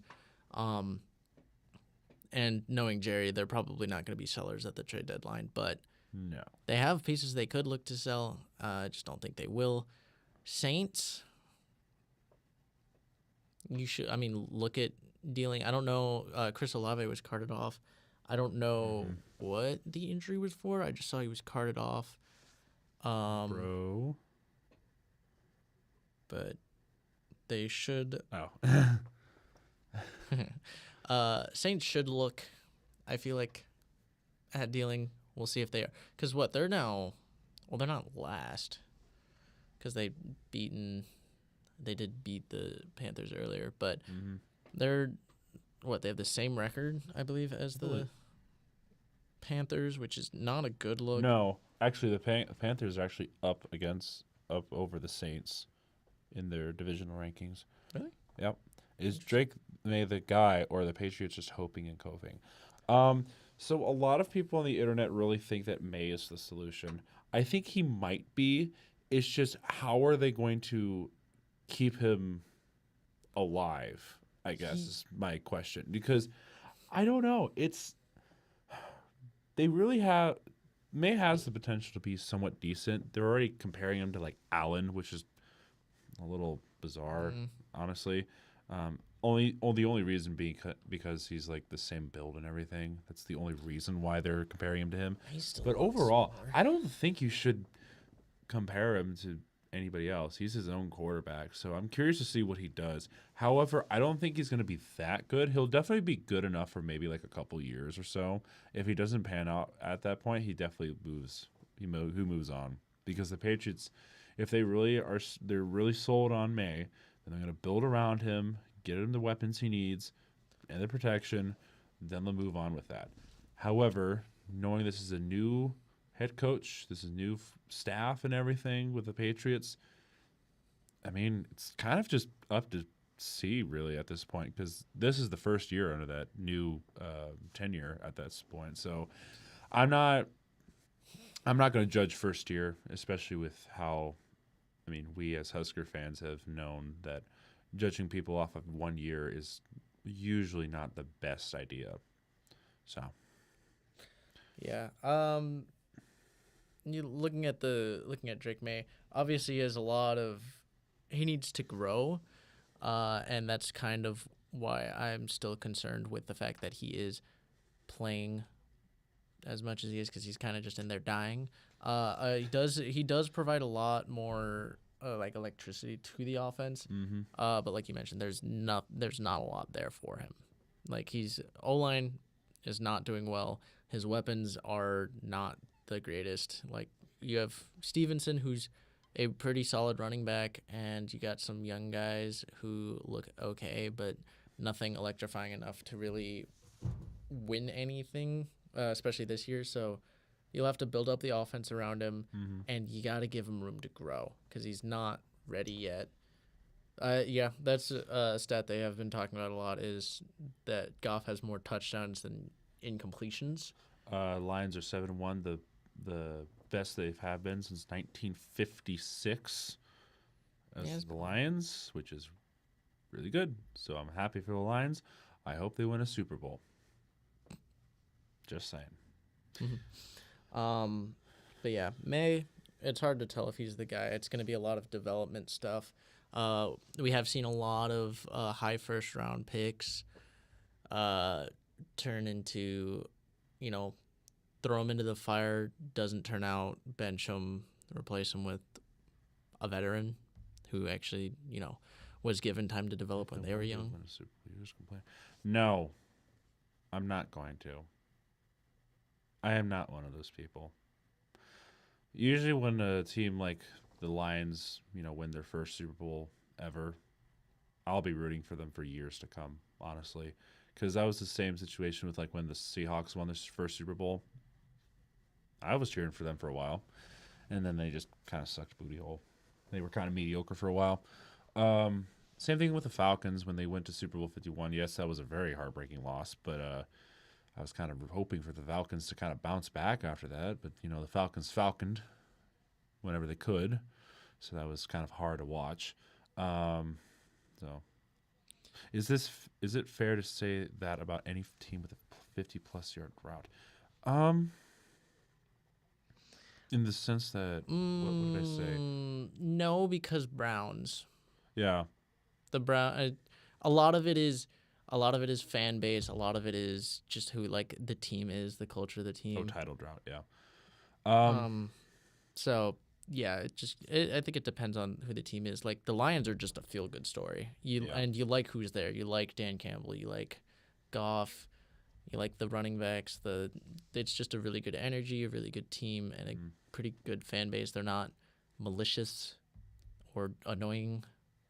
Yeah, and then people who say they're dealing with bandwagon fans. Because there's always going to be bandwagon fans. They suck. I mean, that's the whole reason why a lot of people just hate the Chiefs in general, because the bandwagon fans just make them look terrible. So, I mean, that's part of the huge reason why I just don't like the Chiefs right now. It's just dealing with the bandwagon fans and everything. Because it's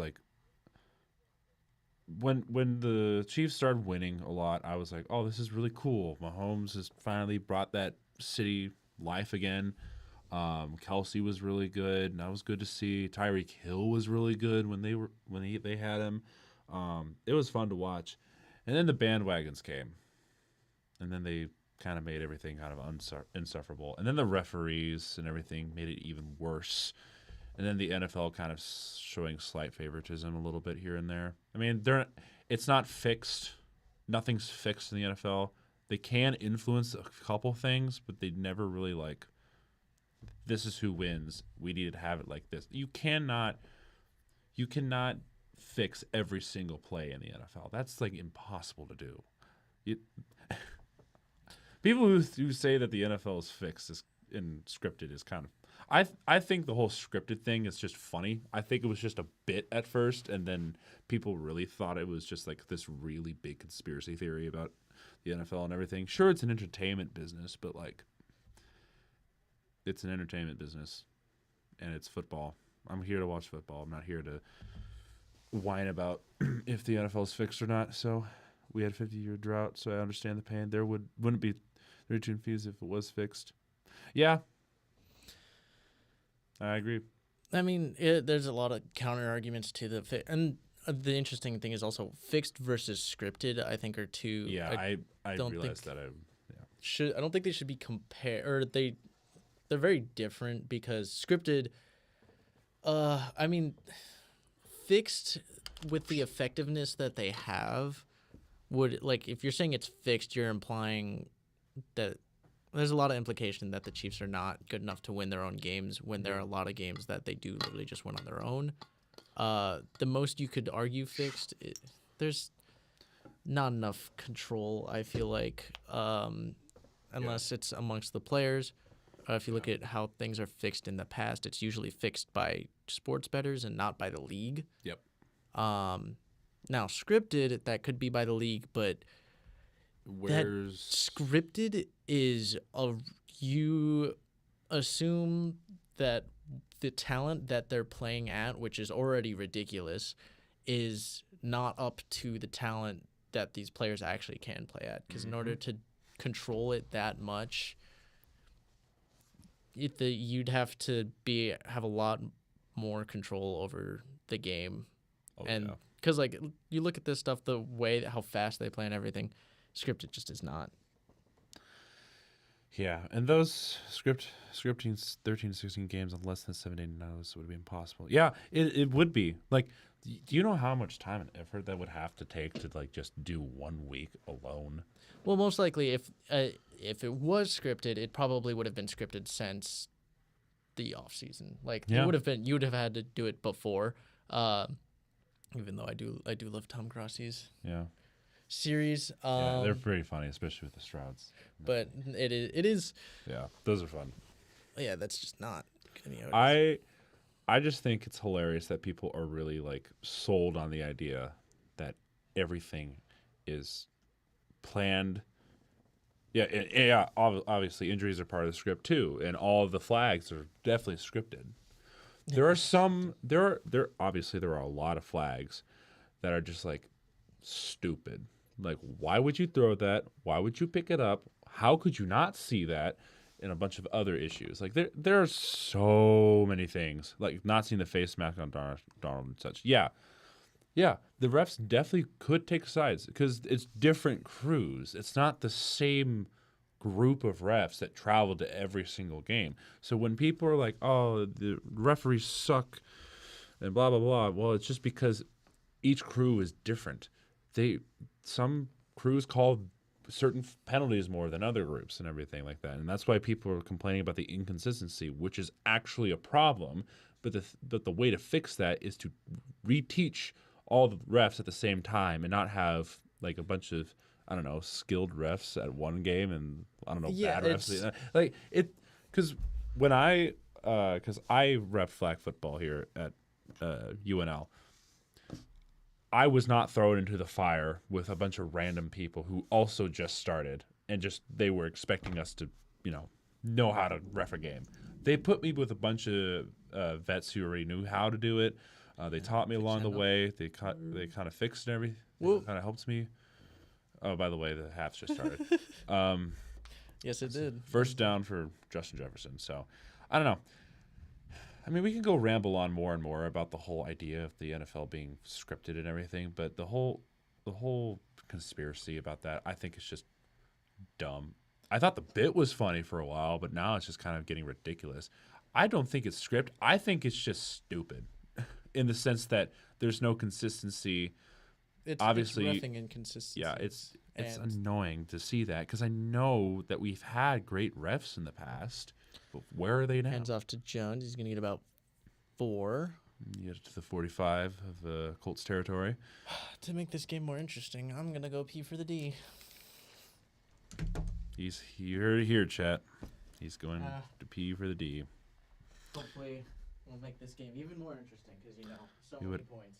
Mm-hmm. It would actually make more sense for college football to be fixed with the bigger brands and bigger work. Okay, yeah, I do agree with that. College football... that is a mess. You can definitely see the bias there. Alabama, come on. Anybody with any insight of college football, like if they barely knew anything about college football, you hear Alabama is like the first thing they say, or probably one of the first things they say. Alabama is such a big name for like the past 20 years that if they were not included in the college football playoffs, NCAA would go crazy. And now that it's a 12-team bracket this year, they're gonna try so hard to make sure Alabama's in that top 12. Upsets in the NFL barely make a difference money wise. Yeah, because the NFL is such a juggernaut that they don't need to worry about that anyway. Because they're still gonna make the money. They're still gonna make the revenue off of streaming the games, advertising the games,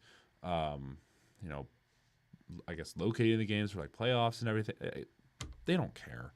Upset Josiah for president of the referee committee. I'm not that good. I could say that I'm at least somewhat better than some of these refs that I've seen so far this year, college and NFL. I will say this though, making one bad call as a ref, yeah, if the team's right next to you, they're gonna be on your ass real fast. There was one call, I think it was a couple of years ago, that I made. It was a stupid mistake on my part. I should have called it the other way. But in the moment, I said one thing. I thought about it for a second, and I couldn't change the call because it was too late. For the rest of the night, the one team that I screwed over hated me. They were on my ass the entire time. And I was like, guys, I understand it was just one bad call on my part, but it wasn't something I could fix. I don't know. Anyway, enough rambling. Will's back. We'll hop him. Talking about college and how the college can be more fixed and scripted than anything else because Alabama and everything else, because the playoff committee and all that stuff. Oh, yeah, playoff committee, absolutely. Because that's literally just, oh, hey. We like Bama. We think this team is better. So, yeah, absolutely. NFL fanboy saying in the chat. Ping for the D is not working. Dumps off to Jefferson on 1st and 10. Gets up to maybe a yard. So he's up around the 14-15. I was going to say read the chat, Will, but you kept talking. I had to call the game. I was going to call the game. I said read the chat, and you didn't hear me. Anyways, it was, I don't know, interesting. A lot of contact between Moore and Addison, but it was both ways, so it wasn't going to be called. All right, Darnold the shotgun formation with, I think it was Akers next to him in the backfield, drops back to pass, throws it for a incomplete. Munt almost got it. Had the ball for a second, but he let it hit the ground, so he was not able to hold on to that. Unfortunate. It was right to him, too. He just slid. I mean, tough. Just rolled off his arm. Tough catch because it's like he has to lay out for it. Probably, I don't know if he fell or had to dive. He had to dive. Yeah, not an easy catch. No, but 39 at the 15-yard line. All right, wait, everyone. Akers is back with Darnold. Darnold's calling for something. Okay, Akers just moved forward to the line. Darnold drops back to pass, throws it, gets a first down with Addison. They're going to mark him up around the 4. And first down. It'll be 1st and goal. Do you think they actually get a touchdown here, or do you think they'll turn it over again? I mean... Oh, it still says halftime. Oh, shoot. Oh, it does still say halftime. My bad. I forgot to say something, and I also forgot to do it while Will was gone too. So my bad. I mean, I was here when the quarter started. I also forgot about it. All right, so 4th down. Darnold. Yeah, 1st and goal. Fakes the handoff, runs backwards, fires to open Addison, and he actually might make that catch. He got the catch. It was a good catch. I need to see it from the other angle though, but it was definitely a catch from what I saw. Yeah. Finally, the Vikings are on the board, so we got a 6-7 game at the moment. It took a whole half. Let's see here. I want to see this catch. They're still getting pressure. Ooh. So I think he reaches. Wait. Okay, let me look at this. I think your Brosiah glasses are working. Yeah. He keeps it up high. Extra point is up and good. I actually do need to get new glasses at some point because, bro, the amount of times I've been staring at screens this entire semester has been kind of bad. I'm not gonna lie. Same, except particularly this last week for me. Yesterday. My eyes are so strained, bro. I'm so tired. Well, you have an insight for collegiate referees or the playoff committee if you want to chime in on that? The committee, I don't like how it's run, but also it's very difficult, and they make it a little bit easier in the sense that they've made it now that conference champions can go in. That makes it a lot easier for it to be like, okay, these teams deserve to be in because they won their conference. There's nothing really to argue there. The issue with the with college football and the top 25 and the committee and all that stuff is you have a group of people who say this team deserves to be higher based off of the merit that we give them of these wins and losses. This year will be funny because a third place team making the playoff will get a bye week before the playoff starts. Yeah, it's pretty crazy. I'm not going to lie. Because only the top 2 teams make the conference title game, obviously. Yeah, usually. Wait, hold on. I need to read this again. Did Jefferson throw a ball earlier? Oh my gosh, yeah, he did. Yeah, duh, because it was the backwards pass. Yeah, because he didn't have a 0.1 numeral behind the decimal, but he had 2 this time. Yeah, I don't know. It's yeah, I think college definitely has some bias because the NCAA is built for money, and so is the NFL. But the NFL is at least more reasonable, I'd like to think. Collegiate, there's definitely a lot of money being pumped into that. So much money. So there will almost certainly be a scenario where a conference title game loser will be at a disadvantage against a team that just had a week off. Yeah. Well, so okay, let's see. So if you lose a conference title, say you're a Power 4 school, but you're still like that, you still make the playoffs. You're coming off of the conference championship game. Depending on who you play, you might end up against, it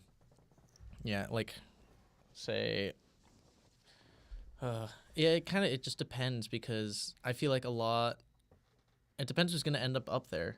I think there's going to be a lot of competition. I think there's some lower, some of the teams lower as the kickoff is down for a touchback. I think some of the lower teams that might make it, there's a possibility that they're not like Power 5 schools. Like there will be Power 5 schools. Yeah. But there's also a mix of non-Power 5 schools or Power 4 schools in that top 10 range. I think we'll see probably 3, maybe even 4 Big Ten teams because you got Ohio State, maybe Penn State, Indiana, Oregon. Penn State only dropped us number 6, I believe, in the AP top. Yeah, so there's lots of room in the Big Ten. Little first jet down sweep for the Colts. I believe that's Doolin. I believe is who that was. Doolin, number 16. Pierce is number 14. I always remember Pierce is 14. And I haven't is Pittman out? Okay, so it turns out there's actually a gap week between the conference and the playoff first round, so it's not a ridiculous. Yeah, I thought there was some sort of break, but I wasn't entirely sure. I know that it's going to be weird, especially with bowl games, because I'm hoping Nebraska gets to 1. But if we do get to 1, I don't know how it's going to be played out, because I know the Flacco, playoffs would definitely be pushed. Oh, to speaking of Pierce, Pierce, around the first down marker. Yeah. I think bowl games are gonna kind of run the same way they did last year, and they have in years past, where they're just completely separate from the playoffs. Probably around January. Yeah. Well, they're December into January, and then I think usually the playoffs start towards the end of the bowl season. End of bowl season, yeah. First Saturday of December is a conference title game. Second Saturday is there's nothing. Third Saturday is the first round of playoffs. That makes sense. That makes sense. So they're starting. They're starting decent amount early. They're probably so early. Yeah, it'll be run with bowl games in the background, and that's when you'll be able to tell who like actual college football fans are, because actual college football fans will watch bowl games along with the playoffs, and the ones who are just like, I like good football, are just gonna watch the playoffs. I just like college football, so I'll try and follow both. I prefer the NFL Flacco fakes handoff, rolls right, fires way out of bounds. I'll bring up The only reason why I prefer NFL over college football because the NFL there's fewer teams to focus on. Holding on offense. Holding on offense. There's fewer teams to focus on, meaning that there's more, I guess, I don't know. I didn't really think about this because in college there's so many different schools. So you're obviously fighting like well over 100 different colleges to at least compete for the playoffs. Mm-hmm. But in the NFL, there's, what is it, about like, not 2/3, but like a third of all the teams in the 14 NFL. of the 32, so almost half. Flacco fires, so after the holding call, it was 1st and 20. Flacco The only fires bowl game that's the second Saturday salute to the Veterans Bowl. I mean, it's the Veterans Bowl. I don't know. Can't wait for was it Army and Navy this year? That might actually be a good football game. Although I don't know. I don't know if Navy. I feel like Navy is not as good, but that's also a big rivalry, so it'll be interesting to see. It'll definitely be competitive. Free runner. But yeah, the reason why I like college football, there's a lot of people who are like, ooh, playoffs, but the reason why I like college football is because you can follow an individual team and you don't have to be one of the best to actually win something out of the year. Flacco fires on 2nd and 20, and he's going to find, there he is, Michael Pittman. And he's alive. He's going to get a bit of it back. I just haven't seen him a lot today. Yeah, he wasn't around. Veterans Bowl is a new thing. It was actually called the Camellia Bowl, which I didn't know. I don't really watch that bowl game. Camellia Bowl? Was it something before? I'm used to the names of bowls have changed a lot. So much, like the Cheez-It Bowl, the Pop-Tart Bowl. I'm used to like what they were back in like the 2010s. Yeah, like the early 2010s, where it was like, the Fiesta Bowl not being the Tostitos Fiesta Bowl is just weird to me. Flacco scanning, making some almost picked off. Gosh, almost gets picked off after being tipped at the line, and that'll bring up 4th and 6. Camellia Bowl is only been that called until this year. This is since 2014, so it's a recent. Yeah, so that would. Yeah. It's been 10 years, about 10 years. That probably is right around after or shortly after. I probably remember because again, I followed a lot of the bowl games. A large reason why I also know as much is because I played a lot of the NCAA games. Oh, the Colts are going for it on 4th and 6. I mean, they're in their territory. Flacco and shotgun.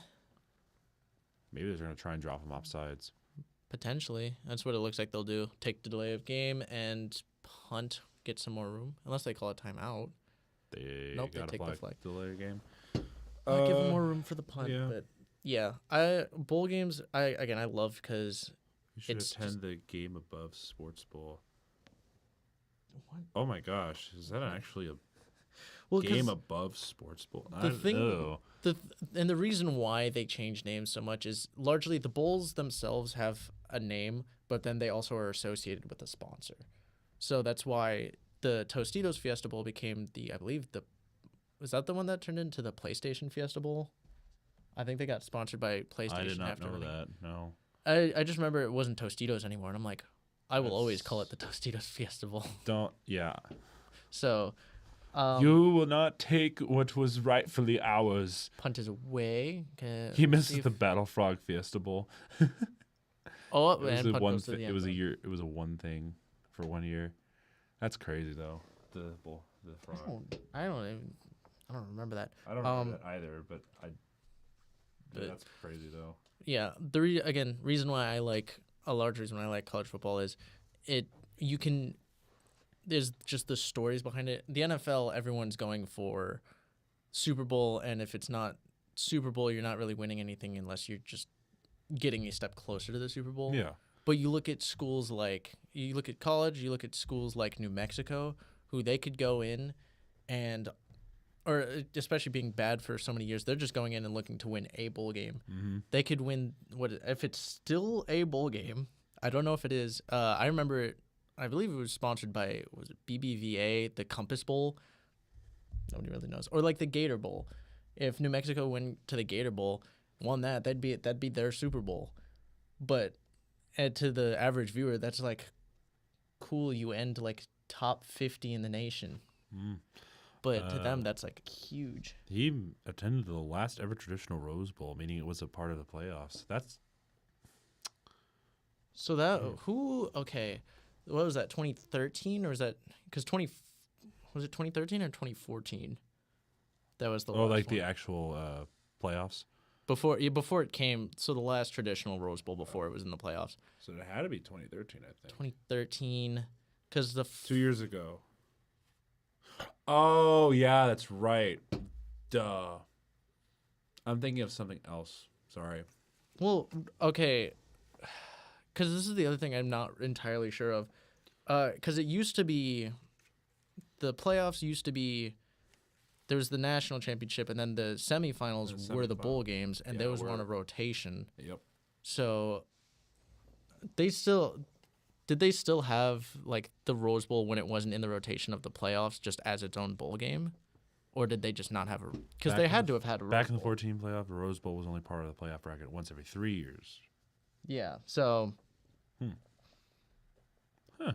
So they did still have it. Yeah. And that's crazy. Utah Penn State, which I believe that one was actually a good game. That was a good game. Utah and Penn State were a really good game.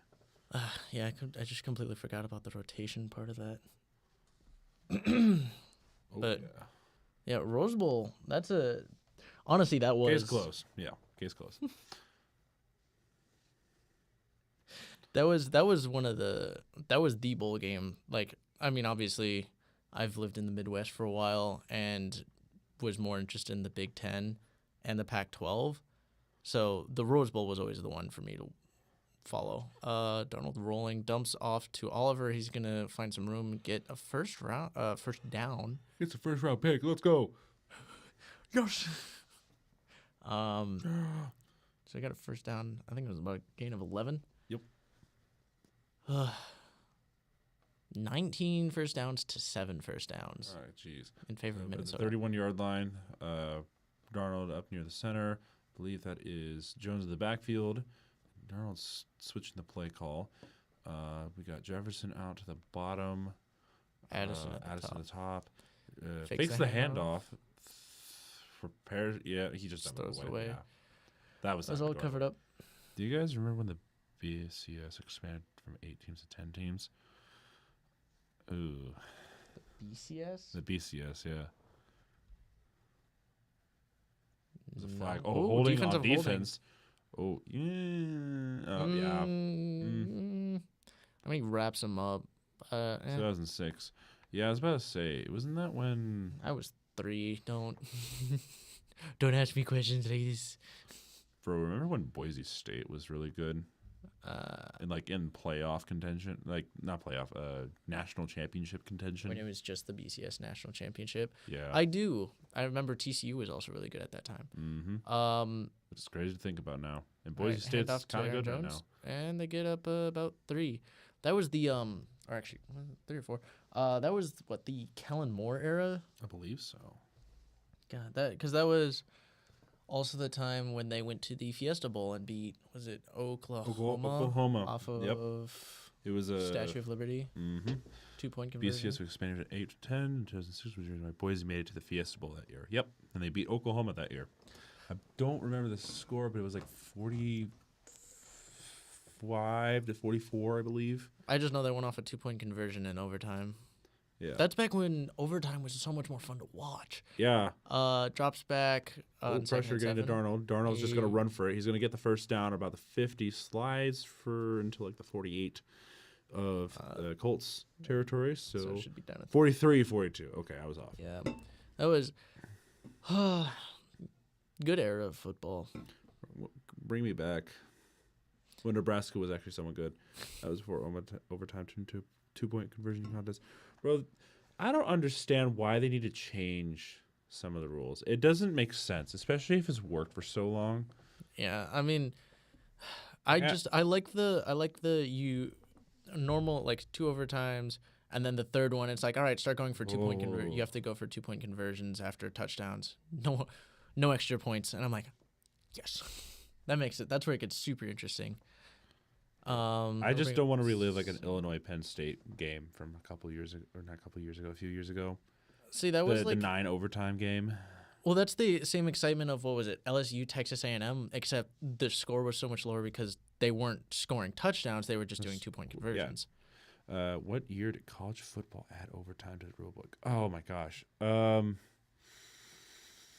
Oh my God. It was a while ago. It was a while ago. I know that for sure. Because before that, they used to have ties, but a long time ago. Because it was a long time ago. It was a while. I'm gonna have to like think about this because I know it was 70s. It was definitely maybe? like back then. It was way back. Handoff to Jones doesn't go anywhere, and that'll bring up third down. Before his lifetime, but just barely. Oh, maybe not. No. It was actually. Oh wait. Hold on a second. I'm thinking of Huskers seasons in the past. There was a season where the Huskers had a tie. It was like a while back. I have to think about this. Wasn't there a? No, it wasn't the 80s. No, I was gonna say the. Ooh, good catch for Jefferson. About down to the 2, I think is where they're marking him. So that was a third and 2 conversion, by the way. Close to the end zone. That wasn't the Orange Bowl game. So yeah, I was about to say it wasn't after the Orange Bowl. Because wasn't the Orange Bowl game the one where they could have kicked the extra point, but it was the 84. It was the 83 or 84 season, I believe. So it was Tom Osborne. What? Okay, handoff to Jones. He's not gonna get it. Maybe I haven't. I have something wrong. I'm thinking of one thing and I have it wrong. Ooh. Yeah, but the rules didn't change for another decade after that. So it was the 90s. So it was the 90s. I'm trying to think what year that was. What, the 95. It was when 95. They actually did it. It was 95. Huh. There's not as because I've looked at like some of the teams like historical records, and there's not as many ties as you would expect. I feel like, but how did they? I need to pull something up because I looked at the Nebraska Cornhuskers history, and they had a tie. They're gonna have to call a timeout here or take a delayed game. Oh, yep, they took the delayed game. I didn't think they were gonna get that often. Yeah, in 1991 they had a tie. Yeah, when it was the Big 8. Lord of the Big 8. All right, so Vikings sacrifice a timeout to forego the delay of game penalty. Because that was what I was thinking of earlier. You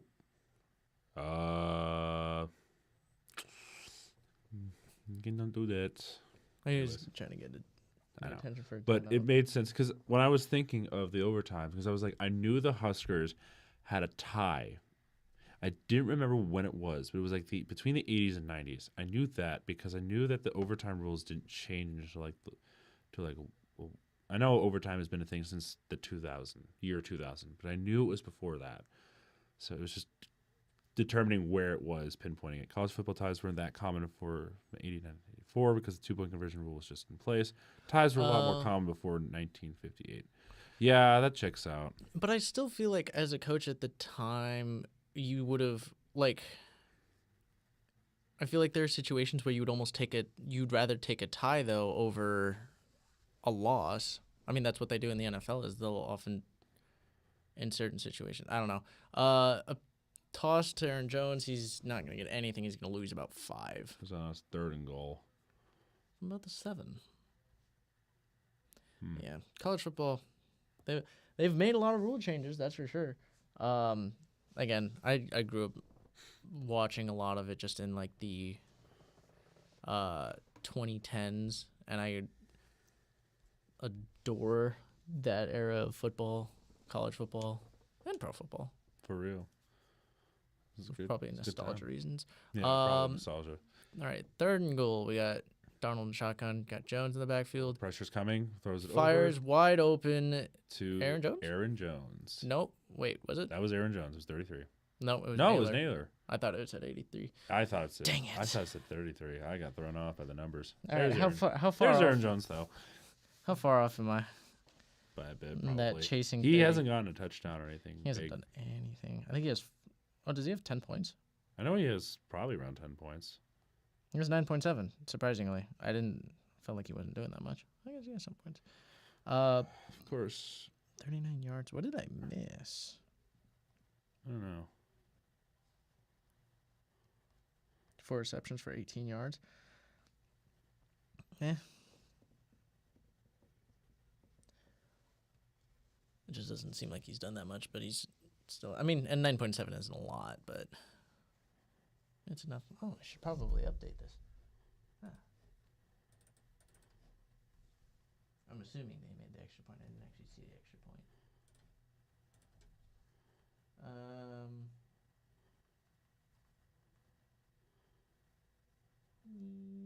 Yoink. All right, what do we got here? Bro, I love it when a lot of things are happening during these games because last college from 1995, 3-3. Oh, yeah. That makes sense why they got rid of ties, honestly. I don't blame them. With that being the last one, that makes sense. They were like, maybe. You know what? Maybe we don't need ties. Maybe we just have 2-point conversions until the day we die. Yeah. All right, sorry about that. We're still listening, but got playing Sons of the Forest with friends. It's a good game, if I'm heard. So, what's up, guys? We're doing all right. We were just having a huge debate at whether college or NFL has been good with overtime, referees, and all that stuff. Yeah. So they had 2 ties that year. Who did? Ew. Wisconsin? 24-24 is impressive. Yeah, but 3-3 is even disgusting. 3-3 is gross. That's disgusting. I despise ties. That's why I want ties to be banished from the NFL too, because I just don't like them. I mean, it's nasty. I don't like ties. Make it competitive. Fight till your last breath or something. I don't know. Doing it every week for the first 18, I'm fine with them in the regular season. I mean, obviously you can't have it in playoffs because that just doesn't make sense. I know they're so rare, but also ties are just nasty. They just look weird on the record chart. I don't like looking at them. I don't have a problem with ties. I honestly... I do. I mean, part of it is having a brother who is a Bengals fan, and the Bengals had that however many years where they would always have at least one tie, and I just thought it was the funniest thing that for every year, for however many years it would just be like, hey, they got another tie. They always have a tie. And the last 0-0 college football tie, that probably in like the 50s or 60s, honestly. Wait, what was the thing you said earlier about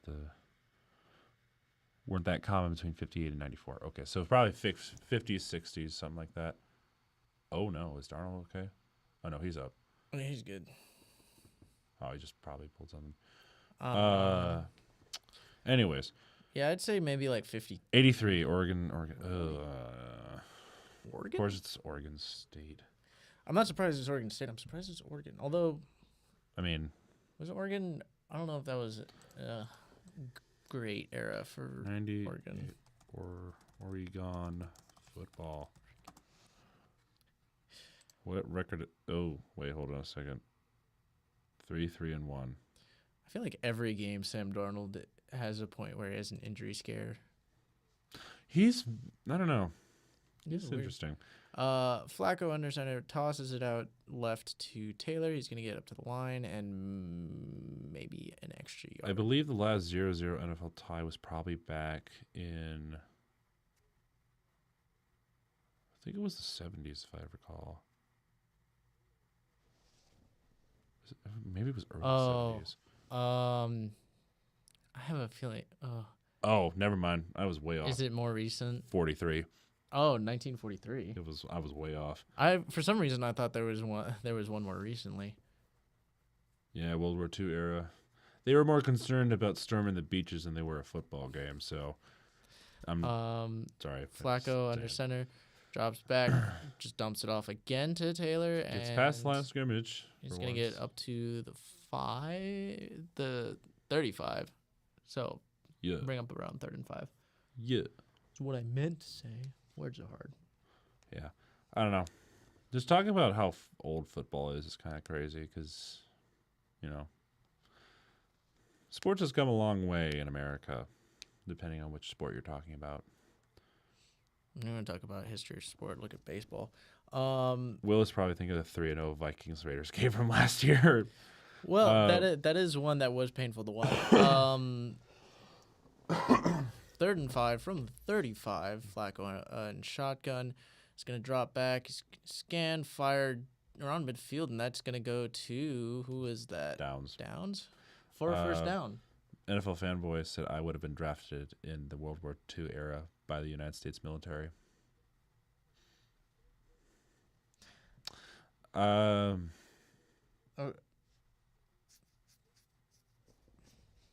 I'll take that as a compliment. Only because I'm hoping that I will never get What's the drafted. implication? So. Dumped off the downs and gets a first down. Oh. As long as they mark him properly. And probably. into Minnesota territory. I'm going to assume he meant that as a compliment and saying that I would be one of the first people to be drafted.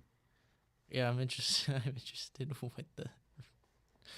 I'm a the bigger implication guy. is. I'm a bigger guy, apparently. Hands I need off. to be in the field. And he's just gonna get back. Maybe to line of scrimmage. Ooh, there's a lot of tussling going around. Oh, it was just a good fight. Quentin Nelson. The draft was a random selection. Yeah, I know. I'm just saying that because of my random luck. So yeah, you're just saying he has bad luck. I have bad or luck. Good luck. I don't know. It was based on your birthday. Yeah, I know it was based on birthday. I'm just saying with my luck, I probably would have been one of the first people drafted. Obviously, there was like what was it? You could go sign up to serve. That was a thing. Yeah, but that era, but in that era, no. A lot of draftees. Yeah, Versailles on the front lines. I don't know. I don't think I'd be good on the front lines. I'd probably be more of like a sniper position, if anything else. Oh, I'm usually not good at first person shooter games. I'm not usually good at those, so therefore I don't think I would cut out in the military. Yeah. Also, it's a different thing. That's just a game, and it is real it life is a game is different. different. So. And you would be trained regardless. Yeah, and also when people joke about like those kind of games, they just don't realize the implications of like that's not reality. Reality is so much worse. So, moving off of that topic, why are we having have you seen this Geico ad where it's just like the training? I think it's funny. You just have the mannequins in the background. I think my favorite version of that is where they have Dan Orlovsky. To further instill myself as Josiah's grandma, I made a lemon cream pie. Oh wow. Ooh. That actually sounds really good. I'm not gonna lie. I'd take lemon cream pie. I would eat. Are you a pie person? I'm a food person. I know you're a food person. Food is food. I eat food. But are you is pie like one of the first desserts that you go for? Pie. It depends. I like pie. I like all desserts. Or I like most desserts. Pie.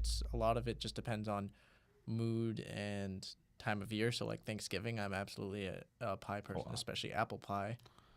Love me some apple pie, but sometimes I go to places and I'm like, I want pie. Sometimes I want cake. It's so easy to make it, and it's so good and smooth with plenty of sweet and tang.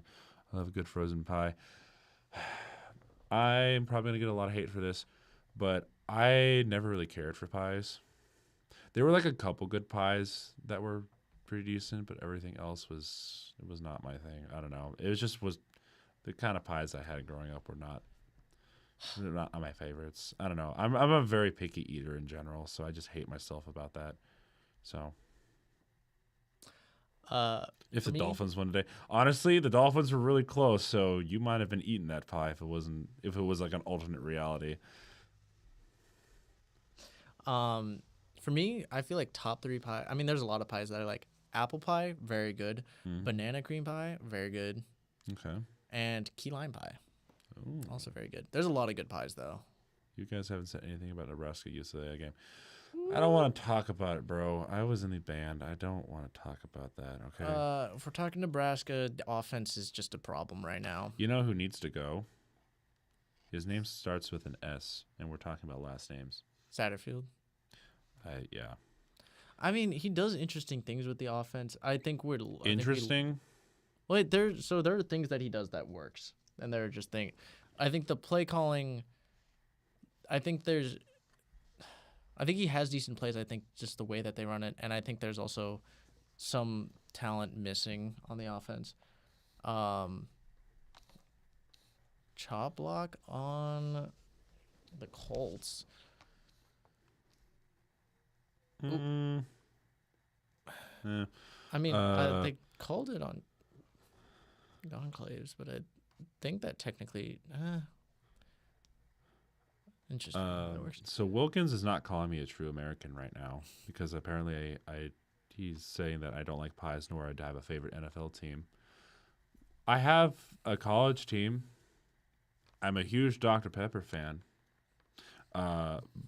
Pepper. Come on, Dr. Pepper is a great soda. I like Dr. Pepper too. When you think of America, I don't think Dr. Pepper. Well, like, when you think of soda, what's the first thing you think of? Coke. You have your head in the wrong space. Dr. Pepper is like the first thing I think of. Everyone knows that Coke is the most popular soda in America. Yes, but what's the best one? Dr. Pepper. That is very. There are a lot of people who do not like Dr. Pepper. Dr. Pepper is like a 50-50 thing. You all are weird. I like Dr. Pepper. Also, most restaurants don't even serve Dr. Pepper. Nuh-uh. Have you ever been in the South? Fire. Well, that's. Ooh. Fires. Ooh. I think he got his toes in. Adonai Mitchell. Haven't seen a lot of him. Mitchell, he got a catch in. That was a good catch. All right, so let's see. What's the toes? Both one. Toe? Ooh, that's gonna be close. The question is, did the left one? Did it go out first? Oh, it might have went out first before. Go back to the other angle.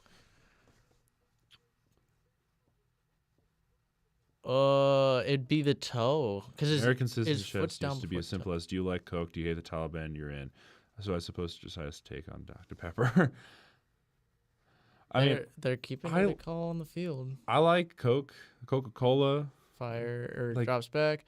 Fires intercepted right to Cameron Bynum. But Downs is like, Byron Murphy. Sorry. Downs is like, bro. Just not a good throw. Way underthrew him. I hate terrorists. What? I'm answering his question. Yeah. I'm answering his question. Okay. There was a question in there. Yes. Read the chat. I don't think he was necessarily asking. I know. You. But yeah, good to know you don't like terrorists. I mean, who? Yeah. Again, just I like Dr. Pepper. I'm not saying that I don't like Dr. Pepper, but there are a lot of people who don't like Dr. Pepper, and Coke is definitely the American soda. That is, like, if you're talking soda for America, it's definitely Coke. I like Dr. Pepper. I know people who do. Some people's favorite Dr. soda Pepper is itself is owned by Keurig, which is sold under license by Coke and Pepsi. That's why you see it in the PepsiCo-owned stores like Taco Bell, but also see it in Coke's freestyle machines, etc. I hate terrorists. Put that on a T-shirt right now. Yeah, because I know Dr. Pepper, it can be owned by both, and I've seen it in a lot. Bro, I see it everywhere in Nebraska. Dr. Pepper is everywhere in Nebraska. I don't know what you mean by, like, it's not in most places in America. It's not as popular of a soda, so some places don't sell it. Yeah, but it is. Okay, I'm going to look it up because it was a stat earlier. Top 3 sodas in America. By what standard? Dr. Pepper is the second most popular soda in the United States, tied with Pepsi. That just doesn't even make sense because literally everyone talks about it. If someone talks soda, most everyone talks Coke. Yeah, Coca-Cola is top, but Coke. Dr. Pepper is a second. Yeah, I don't. Again, it's a very 50-50 one, so I'm curious. Now, I will say people who drink Dr. Pepper are borderline addicts to it. That's because a lot of people are like, either I don't like Dr. Pepper or I have a borderline addiction to Dr. Pepper. Did we change the quarters? When I say restaurants, I'm talking about sit-down restaurants, my guy. Oh yeah, sit down. Um, there, there are a few restaurants that I know that definitely have Dr Pepper. Yeah, I guess it's fair because there's like Pip, Mr. Pimp, There's Mr. Pibb, yeah. and then there was a lot of tend to have Coke products. Some have Pepsi products. Just depends on where you go to, I guess. I don't know. Usually when I think every place has Coke or Pepsi, and then Pepsi, Dr. yeah. Pepper is an iffy. Iffy, then it's going to be everywhere too. I guess I was thinking more fast food restaurants than anything else. Oh yeah, But yeah, a lot of fast food places will have Dr. Pepper.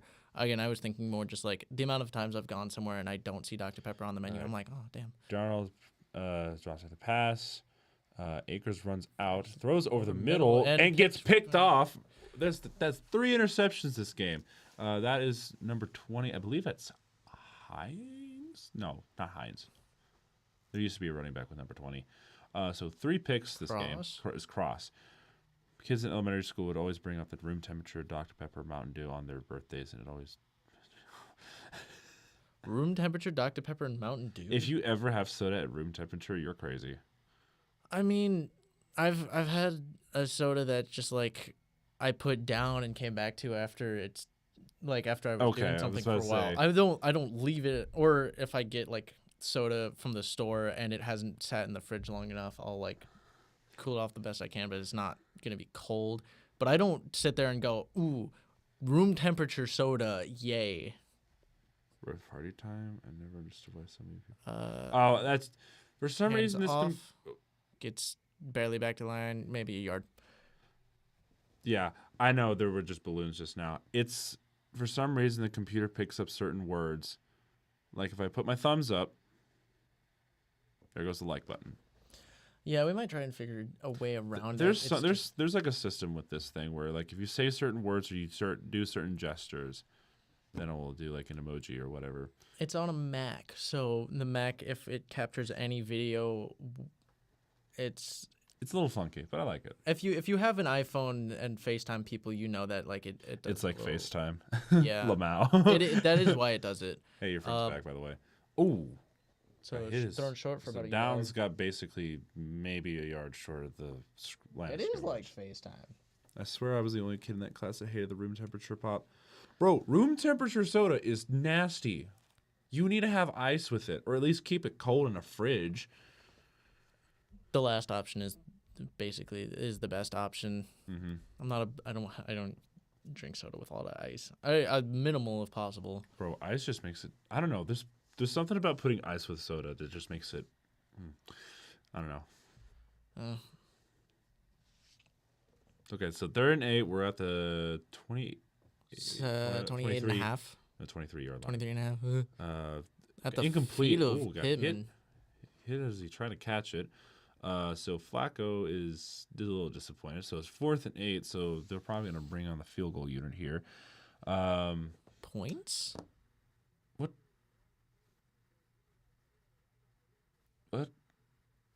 What you said points? Bring out the field goal unit.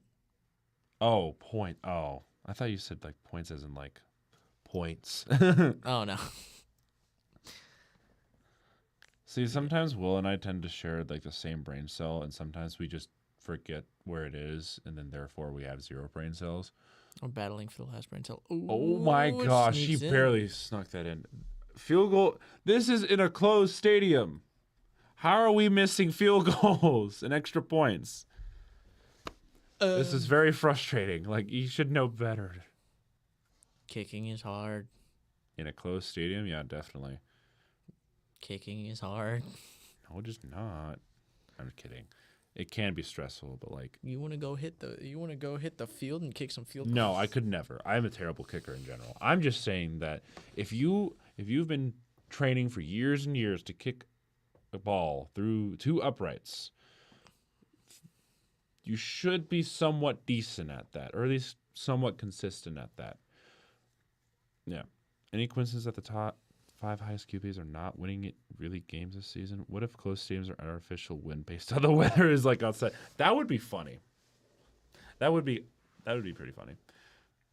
But it's only used on kicking plays. That would make it so much better.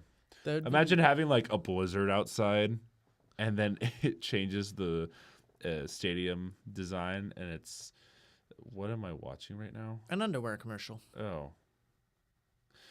And then you have a blizzard outside, and you go kick and goes off to the right. Yeah, but I mean, if you're gonna simulate outdoor environments, you might as well just play outdoors. Yeah, play outdoors. And top 5 highest QBs are not winning games this season. It's like, well, who's in the top? Who are the top 5? Jordan Love, Jared Goff. So winning, mostly winning. Most of the games. Trevor Lawrence, which is a coaching thing. That's okay. A lot of coaching. Okay. It's more than just coaching down there. Let's see here. Yeah, Prescott's one of them in Burrow. Yeah. Team's a mess in Dallas, and again, coaching. Burrow, they always start poorly, and defensive coaching is very bad for Cincinnati right now. Yeah, I mean the thing was that when Mahomes got paid for half $500 million or whatever it was $500 million over 10 years. Over 10 years, I thought that was like the craziest contract ever. And then in the long term, it makes the most sense. I mean, it's only really $50 million, yeah. Which, I mean, again, it's still a good amount, but not as high. Oh, was Tua the other one? Tua. Thought that ain't all his fault for Tua. I thought Tua was up there. I don't know if he got paid a lot, but I know he is up there in money. He definitely was wanting the money. Yeah, I don't know. Ever since who reset the market? That's who I need to blame first. Who reset the market? Yeah. Or set the market? Was it Burrow? No. Burrow. No, Burrow. It wasn't Herbert. No. Well, depending on what you mean, because I would argue that the market was set before Lamar got paid. So Mahomes. Mahomes, it just 0.1 over Goff. Yeah. So I'd say Goff is paid a lot. Who was paid before Lamar? Because that was a whole thing where Lamar wasn't getting paid. And Akers gets 6. Yeah, there was because he wasn't getting paid because of the fact that the money was so high, but no one else really was gonna pay him either. Hurts got paid in that window, but I think it was even before Hurts. Who was it that got paid right before? Akers in the backfield. Darnold hands it off to Akers, gets a first down past the 45, close to midfield. Weaving his way. Vikings are moving. I almost want to say Dak, but I feel like that was like a different. Dak just got paid this year. Well, I'm saying the first time, but that was like a different market at the time. Oh yeah, definitely. Because his was around 40 million, wasn't it? Tua got paid before Lamar. That's who got paid before Lamar. Did he? I thought he got paid. He got paid before Lamar. Now that makes sense. Because I remember Lamar being upset about not being paid, and I believe Tua was one of the. Because it was that class or that time frame. Because the 2021, the 2020 class of QBs, they wanted their money, and they weren't getting that money. So, or quote unquote, not getting that money in the sense that they wanted a lot of money, because Mahomes was getting a lot of money, supposedly. Oh my goodness, it's being difficult. All I know is there's a bunch of ringless QBs being paid too much. Yeah. It doesn't make any sense. I think it was Kyler. I think Kyler Murray?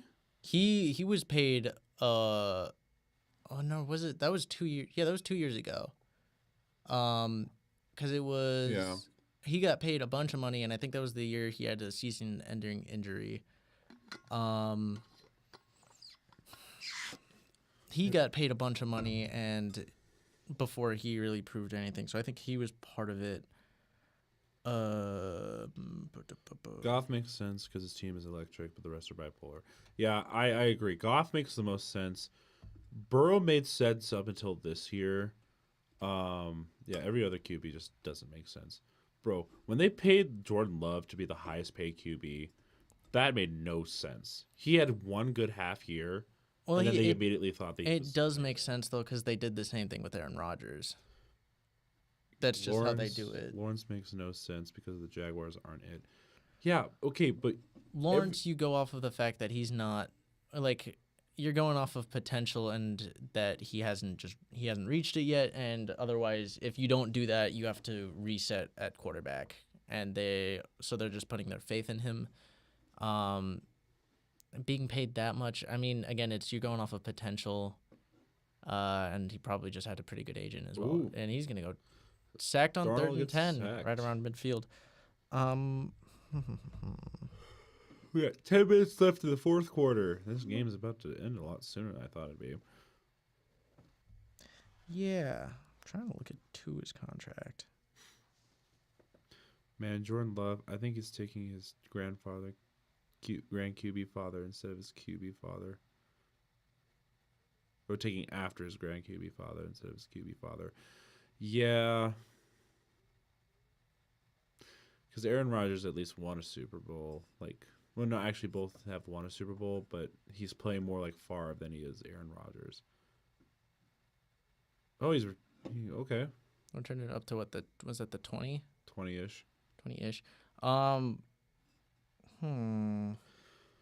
Yeah, Jordan Love is just the epitome of Brett Favre recently. So, I made this game was he was injured, so he wasn't playing up to par, but that's also the coaches not forcing him to sit out. Love wears that Favre jersey one time and it starts taking over him like the Green Goblin. I mean, to be completely fair, yeah, I think that's just kind of who he has been. Yeah, not last year. Last year was really good. He didn't have a lot of interceptions last year. He had game-losing interceptions. He definitely did, but he didn't have a lot. That was like a Dang, part of Venom the regular would have been season. funnier Problem. to say there. Venom, bro. Well, both work in this instance, but oh god, we're already talking about Black Friday deals. Dude, I guess it's already November 3rd, but still. Too quick. Yeah, but so besides the game today, looking towards the Buccaneers and Chiefs game tomorrow, I mean, I think both Will and I agree that we're not going to root against the Chiefs until they lose a game. So, Chiefs are going to win regardless. So, unless the Buccaneers somehow pull off a victory in Arrowhead. Yeah, it's just gonna be interesting without their top two receivers, and you're going against a strong Chiefs defense. It's just gonna be hard for them to move, and the Buccaneers defense has been allowing the most yards per play this year. So if they give them any room to actually move the ball, unless they can force a bunch of turnovers, but they're just not. They're built kind of as an offensive team right now, and the Buccaneers just losing those key pieces, I think, is gonna keep them behind the marker. If they can have a high scoring game, I think if it's a high scoring game with how these teams have played so far, I like the Buccaneers' chance because I think in a shootout, the Buccaneers have been a little bit. Baker's been a little bit more, just better in shootouts. But if it's a low scoring game, I'm kind of concerned about their odds. I agree. It's we got a good game next week though. Hopefully. Hoping I can stay the entire time too, because depending on how things kind of shake out this next, it's always the fall semester where I'm like busy, and it's the spring. Taylor did not. Is incomplete. Was not ready for that. No, he was not ready for that. Too quick. I was just gonna say the spring semester is like mostly open for me, outside of like projects and stuff like that. But man, that NFC North. The fact that we got 2 overtime games today was wonderful. Yeah, when was the last time we had an overtime game this year? Did we even have an overtime game this year? We had I at least believe one or so. two. Oh, What if I was in the studio waiting for you guys next Sunday? we watched the Lions Rams went to overtime. Yeah. NFL fanboy is saying, what if he was sitting in the studio waiting for you guys next Sunday? That'd be I'd probably just be confused. I'd be like, we have the Falcons and Bucks. That's who it was. It was another team. It was Falcons and Bucks did. Yeah. Yeah, it wasn't very long. Yeah, but it was a good game. Good game overall. Yeah, I mean, that was the same thing with the Lions, where Lions just went down and scored on the first drive. yeah, it happens. I mean, overtime usually doesn't last very long. It's usually when teams are just very incompetent, like how the Bengals were against what was it, the Steelers a couple of years ago, where it went to overtime. Like it almost tied towards the very end. Handoff for about, what is that, 3 yards? Yeah. For Taylor. We got 8.5 left. You're winding down. Oh, okay. Bye, NFL fanboy. Bye. Thanks for dropping in. We'll see you next week or the next video whenever you decide to drop by again.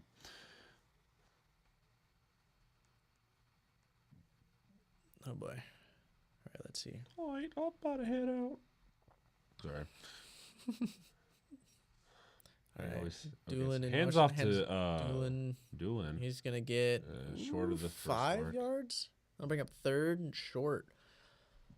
See if the He'll give his get feedback something. on his Monday Night Football experience.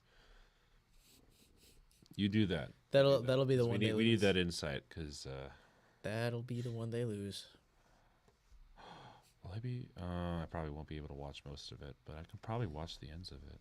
I don't know why, but y'all hair swoops are matching. It's a look. Swoops? Oh, like where it parts and everything. Jones can hold those 9.7 Right, points. Back. Was this Taylor getting a first down up to the 47? Your friend is saying that hold those 9.7 points for Jones.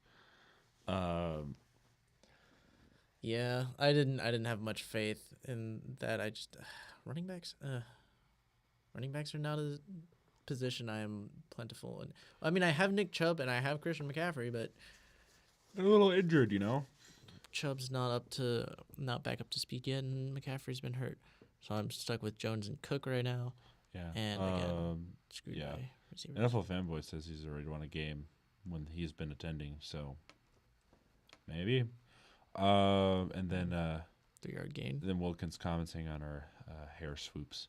I usually part mine in like the middle. I think his just happens to be in the middle today. Mine, so yeah, I try to keep it away from the middle because I'm not a big fan of middle parts, but my hair is just getting to the point where in order to keep it out of my face, it just grows more to the middle.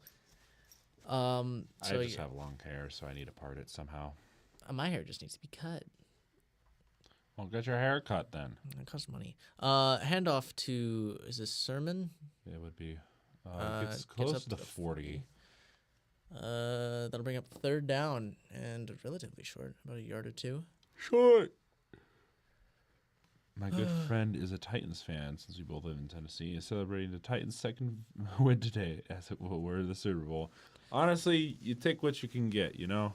Yeah, just unfortunate that it's against the Patriots. Honestly, that's Patriots probably are- yeah. it's probably that might lose you a draft spot, so that might eat. We'll see. And it doesn't. I mean, run game did pretty well. Fix the handoff. He's looking drops out to deep. pass, He's throws. firing in coverage, and it's gonna get knocked out. It was intended for Pittman. Smith with the breakup. Good defense. Very good defense. He was there when that ball arrived. Yep, Smith, one of the. I mean, he's dropped off a little bit, but he's he's still one of the still- great safeties of the league. He's still there. Ooh, he almost picked that. I don't think he was going for the ball though. He was definitely going for the receiver. I think he He actually did go for the ball. I think actually the reason he didn't is because Pittman Yeah, got because his hand on he it. would have gotten a penalty if he tried to hit him. I just think he was going. I thought Yeah. he So 4th and 2. 5:24 left. The Colts need to convert this if they even want a chance. Pressure's coming Fires, over the middle. incomplete. Incomplete. Intended for Doolin, and that'll give the Vikings the ball back. Colts with 3 timeouts are gonna need to force a punt or turnover. Or a pick, whatever works. Well, that would qualify as a turnover. So let's see. Do the math. They probably can allow, depending on how quickly, a first down or 2. Obviously, preferably none. But if you're the Colts, you need to get a stop pretty quickly. Obviously, if you can force them to stop the clock without using timeouts, and you could allow a field goal, only down 4. Obviously, no touchdown, because that would just not be it. No bueno. Mm-hmm. No bueno. No bueno. No. Is that my computer or yours? Might be my computer that might be sounding like an injured.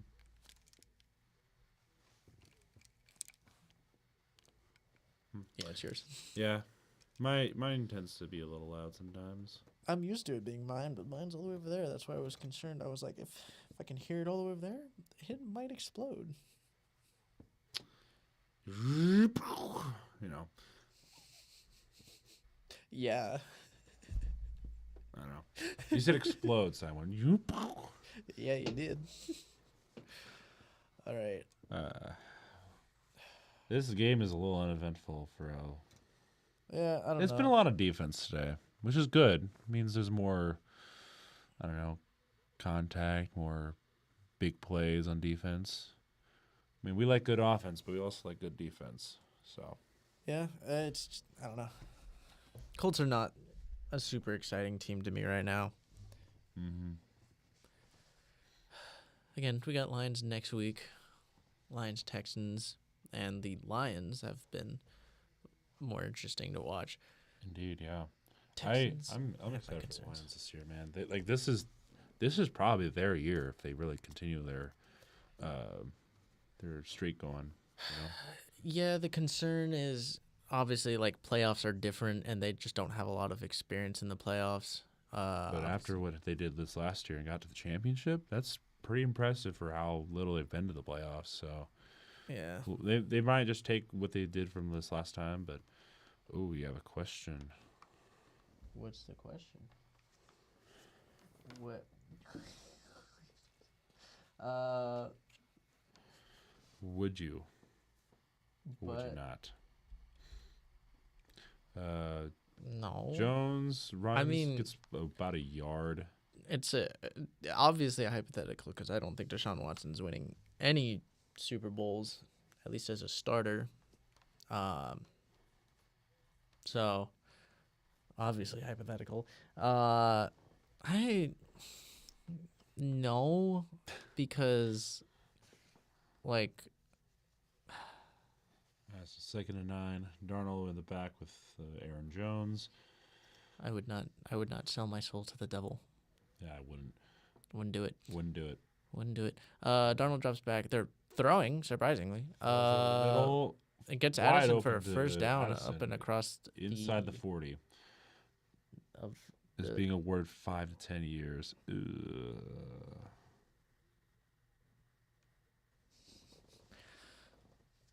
Maybe. Well, I mean, yeah, probably should be. Maybe a bit more. Just gets lost in what looked like zone, cover 2 again. Yeah. Addison's been pretty consistent today. I haven't seen him drop a pass so far. Maybe he has, but he's caught all the balls that's gotten. 37 for Jefferson. Wow. Right, man in motion. Looks like Jefferson hands off to Jones. Jones has got some room. Bounces out. He's gets gonna stiff armed, close to a first down. He kicks the pylon, but there's some. He does go out of bounds, so that will stop the clock. Yeah. He did drive him out of bounds. They're chirping a little bit. He drove him out of bounds. So yeah, I definitely just cursed Addison. You're welcome. He's gonna drop the game soon. The thing is that this doesn't really. Oh, he does have his hand pretty high, and It doesn't really matter right now, but I have a friend who is a Vikings fan, and if he was on the live stream and he heard me just say that, he's probably going to kill me. But he won't kill me if the Vikings win this game. I Or mean, if they lose this honestly, game. shouldn't even matter because they should just run the ball pretty much here on out. You don't have to worry about it. Hand off to Speaking Jones. of running He's the got ball, room, and he's gonna get 7. Yep, 7 yards. So I'm bringing it up to the 21. Mm-hmm. They might score before they can even have the chance to run out the clock. Yep. 2nd and 3. Yeah, they're definitely gonna have some time to. Well, they're gonna probably burn some clock here, but I mean, they still have 2-minute warning plus 3 timeouts. The Colts absolutely can get the ball back. They probably side kick it if they really did get a touchdown. But yeah, the question is, can they get the touchdown? I don't know. Kind of depends. Remember how early this season we thought the Vikings were not going to win many games because they lost McCarthy, and here we are seeing them at 5-2 with the chance of going 6-2. All right, Jones up to the 18-19. 18-19. Vikings, I was never really completely out on. It didn't feel like I know there were a lot of people, and I thought that was very interesting because, again, there was no hope. The only concern was really quarterback. I don't remember where did we have them? Are they looking for a first down here? They were upset about something. Sorry, I'm just watching the reactions. How well would you think the Vikings would have been doing if they had McCarthy? I don't think they would be doing as well as they were now. They'd probably be mediocre. I mean, I think you'd be looking at a different team in that you, instead of, I think JJ might have more upside. Oh, and definitely. It'd be like the equivalent of Drake May versus Jacoby Brissett, except, a better team. And that Sam Darnold, First down. not as much electricity probably as McCarthy could bring. But if the teams run well, it's going to be more consistent play. While if you throw in McCarthy, it's going to be like he might have a lot of rookie mistakes that could cost them games. But you also might have a lot of super exciting games, which I agree. says a lot because with how that offense has been run so far this year, it already is pretty exciting. So adding a potential extra flair with J.J. McCarthy, I think they probably would have had potentially less games, but if McCarthy got better as the year went on, and they still managed to make the playoffs, they could have been a really scary team. They could be even more scary than they are right now in the playoffs. And that, again, that's saying a lot because I think that team is being run very well. Although, since we're at the halfway mark, who do you each deserve Met MVP? $10 will say Daniel Henry. He probably will say that. I want Derrick Henry to. Who should? Who generally thinks deserve MVP. So who do you think will? Or not who will, who you think should. There's deserves it. Because, I don't think Derrick Henry will because it doesn't really go to running backs. And I think McCaffrey last year probably was about as close as you'd get. Henry's doing very well. Lamar Jackson's doing very well. It just depends on how you view it because, again, I think other positions should be in the running, but most likely it's going to end up being a quarterback anyways. Looking at quarterbacks, it's going to come off as biased, but I think Lamar as a quarterback is probably towards the top of that list. Yeah. Wide receiver needs an MVP, man. These are such dogs. I do agree. MVP should not be a quarterback award like it has been for the past 20 years or however long it's been. It generally should be MVP, but it just isn't. Because when you think most valuable player, you think of the most valuable player on a team that elevates that team. It doesn't matter the position. It's just whatever player is that great. I would prefer it to be viewed more as each team, and I mean it kind of is this way, but oh look, J.J. McCarthy. Hey. I feel like each team, he looks a little skinny. I don't know why, he kind of reminds me of Joe Burrow right now. I can see that stuff. In his face. Yeah, a little bit. That's what. Anyways, I feel like each team should just be like, hey, this is our most valuable player. And I think that technically is how that is approached. But each team should have one most valuable player, and then they're graded across a board. Mm-hmm. So, like, last year, the 49ers should have picked between McCaffrey and Purdy, and then he gets put in the running, and then they vote on. McCaffrey should have been there, by the way. Oh, yeah, I think it should have been McCaffrey. Not Purdy. But talking as far as receivers, Jones loses a yard on a handoff. If you're talking receivers, I think if Tyreek Hill didn't miss time towards the end of the season, he could have been up there. He definitely would have had an MVP. But it's just, yeah, I wish they would look at it more than just because obviously quarterbacks win you games because they're managing the offense. But most valuable player shouldn't be your manager. It should be who's the most valuable. A really good player. Also, Mahomes being up on the MVP race up until recently was stupid. He has more interceptions than he does touchdowns, and I do not want to hear a word of anybody saying that he is, oh, you just have to watch the games. Yeah, I watch the games. No touchdown. He's not. Oh. To Josh Oliver. Oh, nice. Oh, that pretty much puts it. Anyways, Mahomes should not be in the MVP race right now. He is awful this year. I don't know. Like, he's still good. He's just awful this year compared to his previous years. I just don't think he deserves to be in the MVP conversation right now because if you have more interceptions than you do touchdowns, you should not be in the MVP conversation.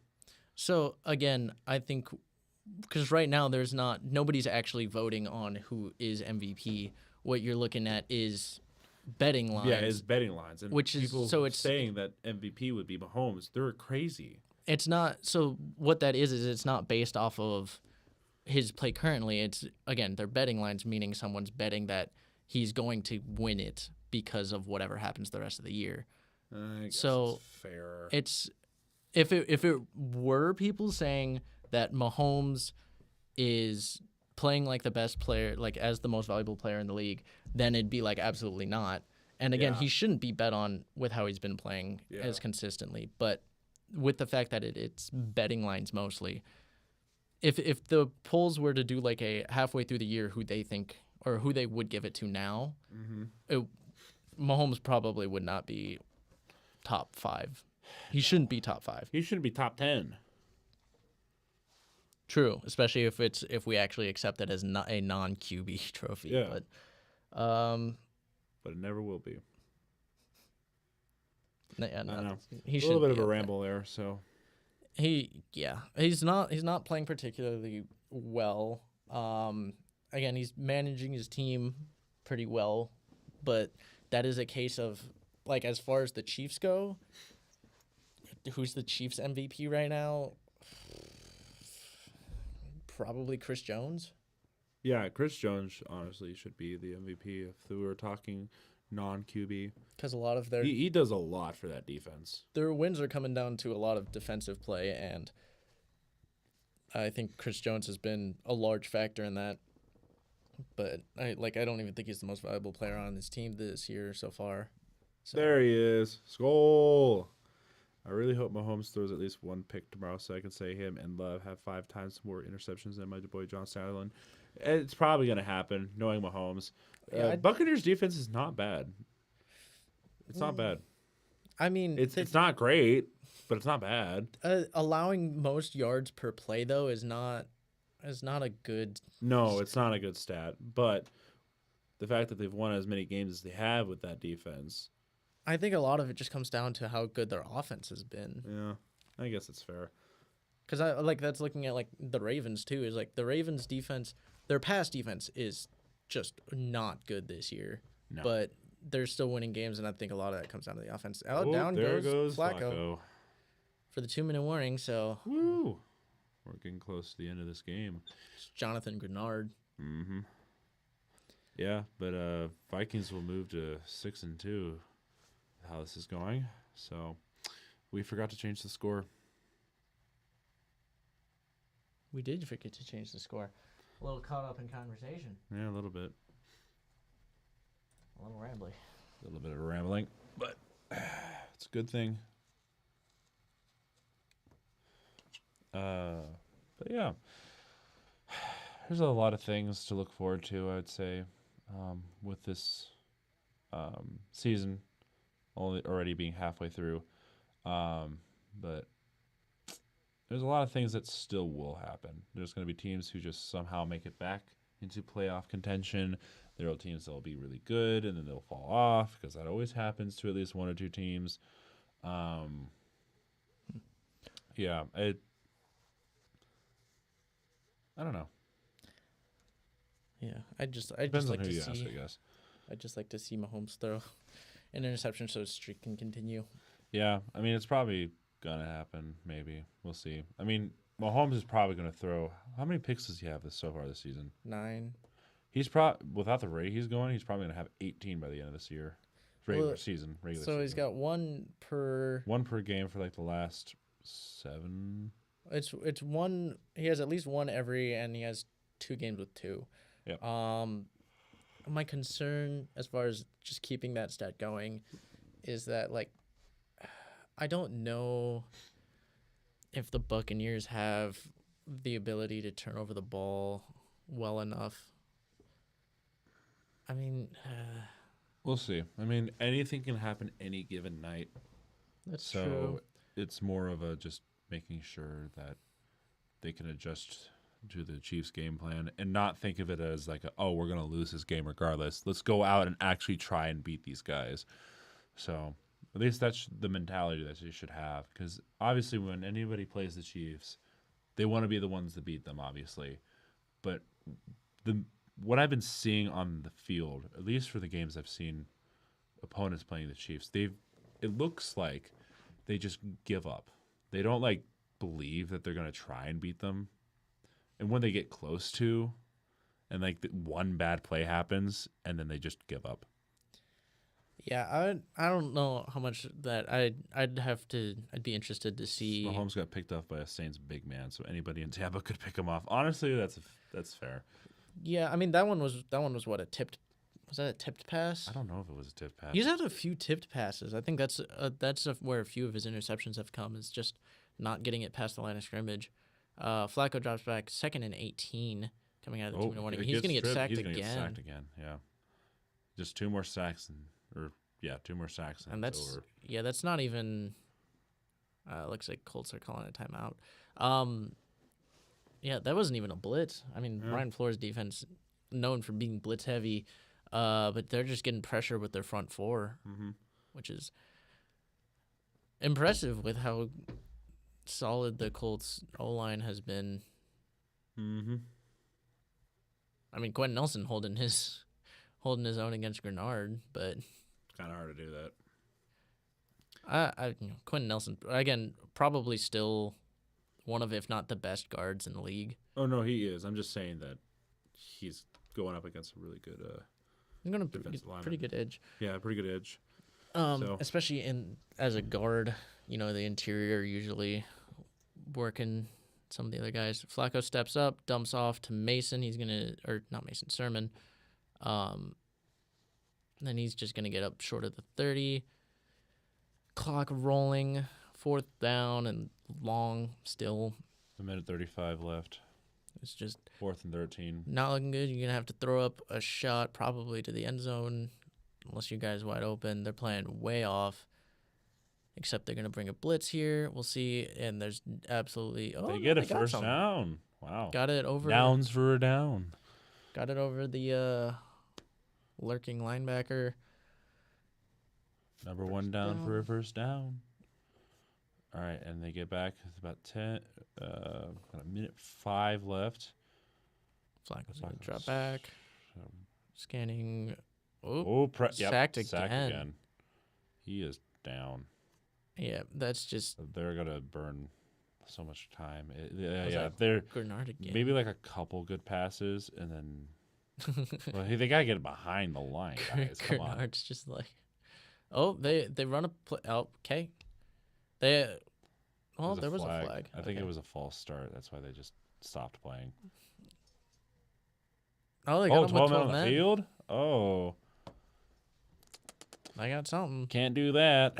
Too bad they're not. Flores is like, bro, what are you guys doing? They were goofing off. Well, That's that's what they were not. doing. That's Well, not. I know it entirely on wasn't those them. guys. It wasn't those guys, but Um, yeah. Favorite NFL moment / memory. This can be either funny or sincere. from this year or just all No, time? just in general. Oh God. It would have to be something I've watched because if it's a replay, it just doesn't resonate as much. Drops back, fires deep with a wobble, and that's gonna get picked Oh, with a flag. There's a flag, so they might actually get some yards here if this ends up being a hold or pass interference. It might be a pass interference right there because there was some contact But right there. Does he grab? He wraps him, so yeah. I think enough for some. Favorite NFL memory moment, sincere or funny? I'd say the funniest recent one was not that long ago. The New York Giants on a 2-point conversion. Oh. That has got to be one of the funniest things I've seen in recent memory. It is so dumb. I don't think that tops. I mean, I said in recent memory. Yeah, for me, doesn't quite. Depending on how recent you're going, doesn't quite top Daniel Jones tripping over nothing on his. What would have been his touchdown run? That was just goofy, but I think funny. Yeah, Wilkins is saying, "Oh goodness, that 2-point conversion." Yeah, it was terrible. I watched that like several times, and the more I watched it, the more I laughed at it because it just looked stupid. Because like what happened was the guys who were trying to block, I don't know who it was, but who were trying to block for the one guy, ended up not blocking, and they just gave up. And by the time they were like, "Oh, we need a block," it was way too late. Again, I think it was some sort of. What if the 98% of the time that play always gets a 2-point? Yeah, and that's just the 2% where it doesn't work. 2 points where it just doesn't work. It's just funny. Unfortunate. Vikings might have an interesting schedule going forward. Jags, Tennis, so like some pretty winnable games. Colts might be 2-2 with those 4 games right there. Yeah, I mean Jets. They might drop a game to the Jets too if the Jets are. If they can manage to turn some Vikings stuff around. might end up losing a couple of those games for sure. Bears, I mean 3-game road. Oh, NFL fanboys back. 3-game road trip is very rare in the NFL. Yeah. Yeah, but usually that results in having a 2 to 3 game home streak for a bit too. You're right. So that's, you get your payoffs. Time to see what happens here. You didn't say your funny moment or. I was again. It's difficult. It wasn't the Daniel Jones. It's difficult to pick one. I could go off and list a bunch. Yeah, we can list. We can list a bunch if we want. I do. I will have to say, and this Let's wait for the onside kick because I want to see what happens here. Because sometimes this is funny. Maybe we'll get a funny moment here. Funny moment? No, it's probably knowing this. You never know. A better chance. Literally nothing. All right. So they're lining up. Is it Matt Gay? I believe is it Matt Gay doing it? Yeah. Timeout. Vikings. As Anyways, going back to our conversation. I want to think funny moments because those are always fun to look at or remember. All right, well, I'll make a comment on one. I don't know if it's necessarily my favorite, but one that is a great moment was the Ravens Super Bowl, the Jacoby Jones 109-yard return. Yeah, that was a good memory for you Ravens fans. It's a great I mean, it's also it's a good play. I mean, but again, a part of it is going to be as a Ravens fan. That's a big one. I mean, I've seen a lot of cool plays happen. If we're looking just funny moments. Yeah, rip Jacoby Jones. Yes, absolutely. That was hard to hear. Mm-hmm. If we're thinking funny moments, it's up there, but I don't think I actually saw it live. Was the butt fumble?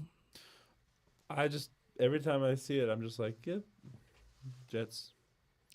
Yeah, Jets. That's where they're relining up for the onside kick. We'll see what they try and pull up. Make it funny. Come on. Always lining up way Vikings, sideways. make it funny. Oh, he got the bounce. Oh, he recovers it though. Vikings get it. Yeah, they So that should end the game. Oh, Jefferson. Jefferson got it too. He's like, bye guys, see ya. He did what he needed to. I mean, maybe he could have gotten it a little bit deeper. No, he got it where he needed to be. Because watch here. Because it went straight up. He jumps for it. Well, I mean, deeper is in a little bit past the 10-yard because I think he has. Yeah. I think you have to wait. I think part of what pushed it back is the fact that it just made it to the 10-yard line, Yeah. to the 10-yard marker. If it was a little bit deeper, you give your guys a little bit more chance to go and contest it. I completely forgot to update this. I've been so distracted. You are very distracted. We are very distracted. And that will actually be final, so we'll update this as well. Yeah. F in chat F's in chat. for the Colts. So yeah, favorite moments. Again, you're looking at cool plays. Odell, and his catch. Oh yeah, Odell's catch is always iconic. That's just a cool moment in general. Watching Lamar, his what was it? His first MVP season. He was fun to watch just in general. Putting, what is it? The Bengals play where he spins past like three guys. Like 3 guys, yeah. That was fun to watch. That was a good play. I don't think it was like up there in cool moments favorite of all times, but I just best moment. I mean, I feel like I have more from college than I do pros. Because it's like Odell catch is what made him such a name, even if he didn't quite live up to the name as much anymore. Yeah, Beckham was such a household name. I mean, he did win a ring. That's all that mattered. But yeah, he hasn't ever been the same ever since the Rams. yeah, injury has been a problem for him. Jeez, best moments. Again, it's so much easier for me. Like college, I can throw them out there, and I can think of like 2 Nebraska ones and one just in general just dope play. I can think of a few Husker ones too, but NFL is just there's cool play. I mean, again, another Ravens one, but this one's a little bit more recent with last year's Tylan Wallace punt return. Mm-hmm. That was pretty cool.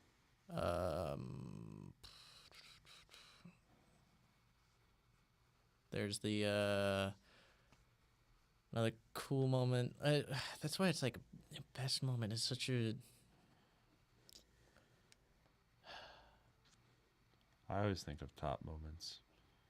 Yeah. I don't like narrowing it down to like a couple. Are you guys ready to do a stream for the Colts and Jets game? Yeah, I don't know why the Colts are getting so much. They're not that interesting of a team. Is that next Sunday? No, next Sunday should be the Lions and Texans. Oh yeah. I think it's either 2 or 3 weeks. Yay. Again, Jets looked a little bit better. If they can keep it up, they might actually make it Somewhat interesting. They might at least be somewhat fun to watch. 2 weeks. Yeah. Yeah, top moments. It's so much easier for me to do college. Let's see. I'm trying to think of good games. NFL games in general, there's always some cool moments. There's obviously like, what is it? Stephon Diggs, Justin Jefferson catches during the Bills and Vikings game a couple of years ago. Those were good catches. Let's see here. Minneapolis Miracle. Minneapolis Miracle, you have that. I mean, depending. I was more rooting for the Saints in that one, so I was more upset. But it was a moment. If you're a Vikings fan, that's a top moment for you. It's just a good moment in general. It doesn't very often you see something like that.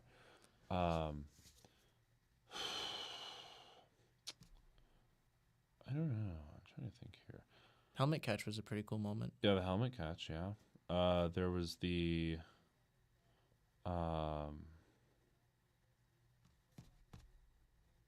Obviously, it was a Patriots game, but the Edelman catch in the Super Bowl.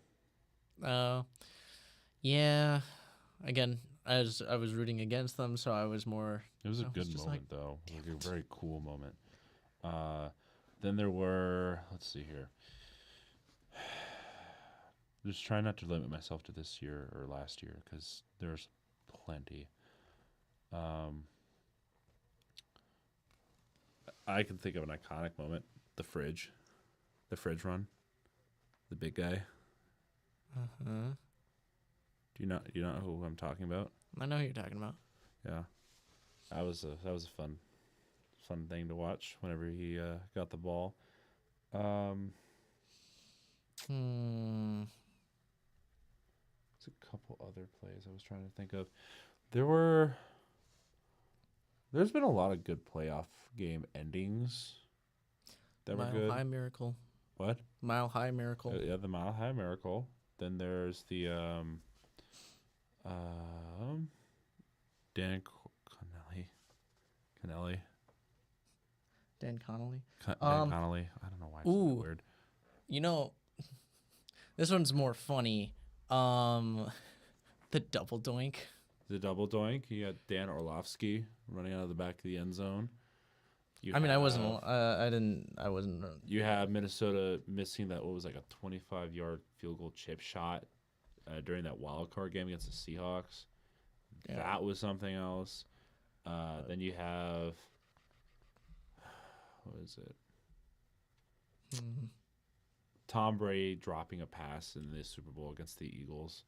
That was funny to watch. I will say the Philly special actually was a pretty cool play. Oh my gosh, week 17. You look at week 17 right now.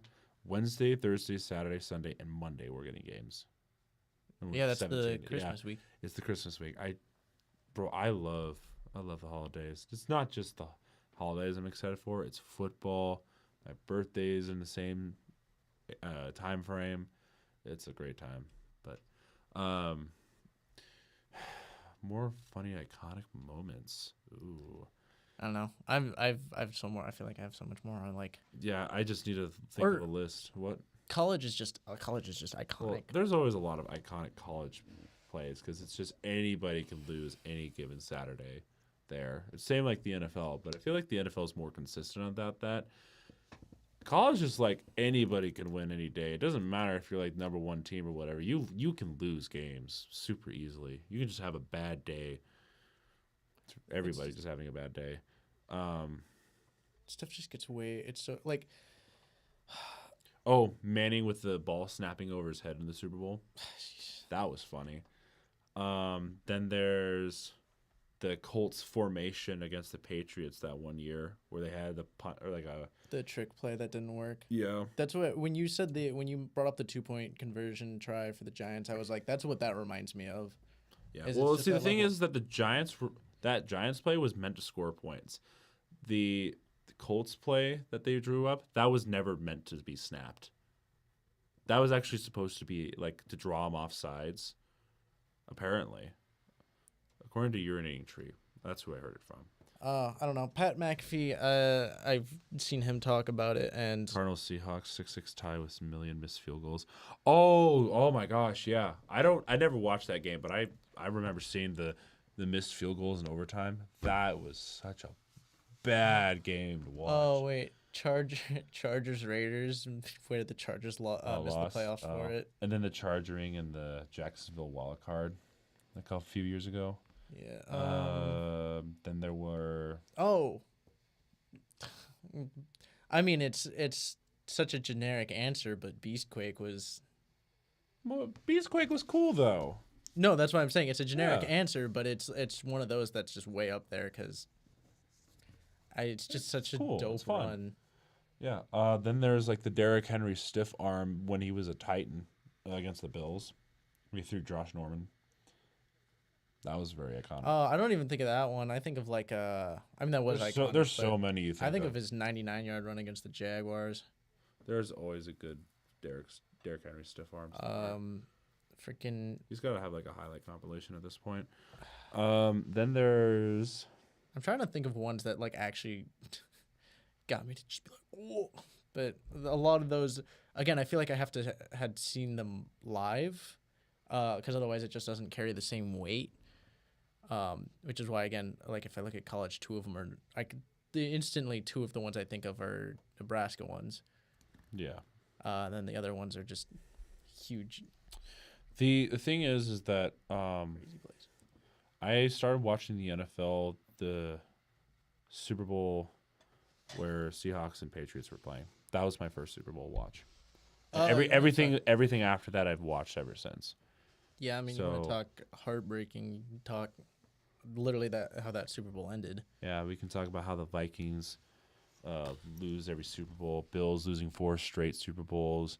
We can talk about Yeah, I'm trying not. I don't look back at those because again, I wasn't alive for those. yeah, but they're iconic. They're iconic. But it's like we're talking our favorites, which is why it's like I feel or top moments, favorite moments, and it's like I feel like it has to be something that resonates more with me, rather than just something that is cool. Because again, there's a lot of them. I could tuck the Franco Harris catch that won them. What was that? A playoff game? Because I think that was that against the Raiders. Yeah, there's a lot that are cool. The first NFL game he attended? That's crazy.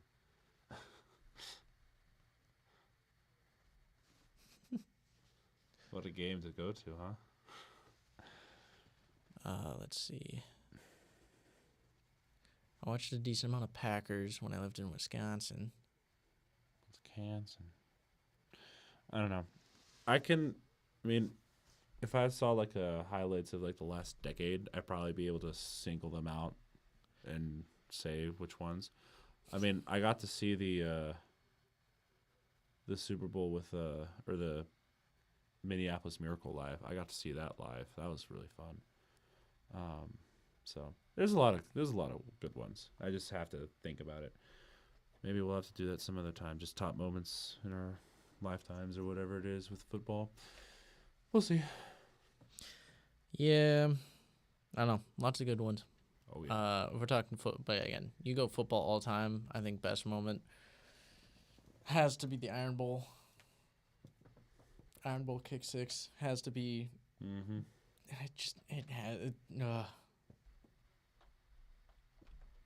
It's such a good moment. That was crazy. He's got great moments, guys. So. What? I said he's got his great moments, guys. Okay. I'm just saying that there's a lot of good things. Yeah, there's. It's very hard to narrow things down, so that's why whenever you make a list, it's like you have to sit down and go through stuff. I don't know, man.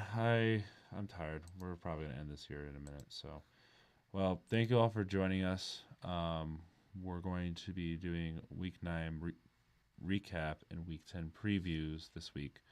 We'll be streaming the next Sunday night games that week. So we'll see you all then. Until then, have a good night, and we'll see you whenever you come back.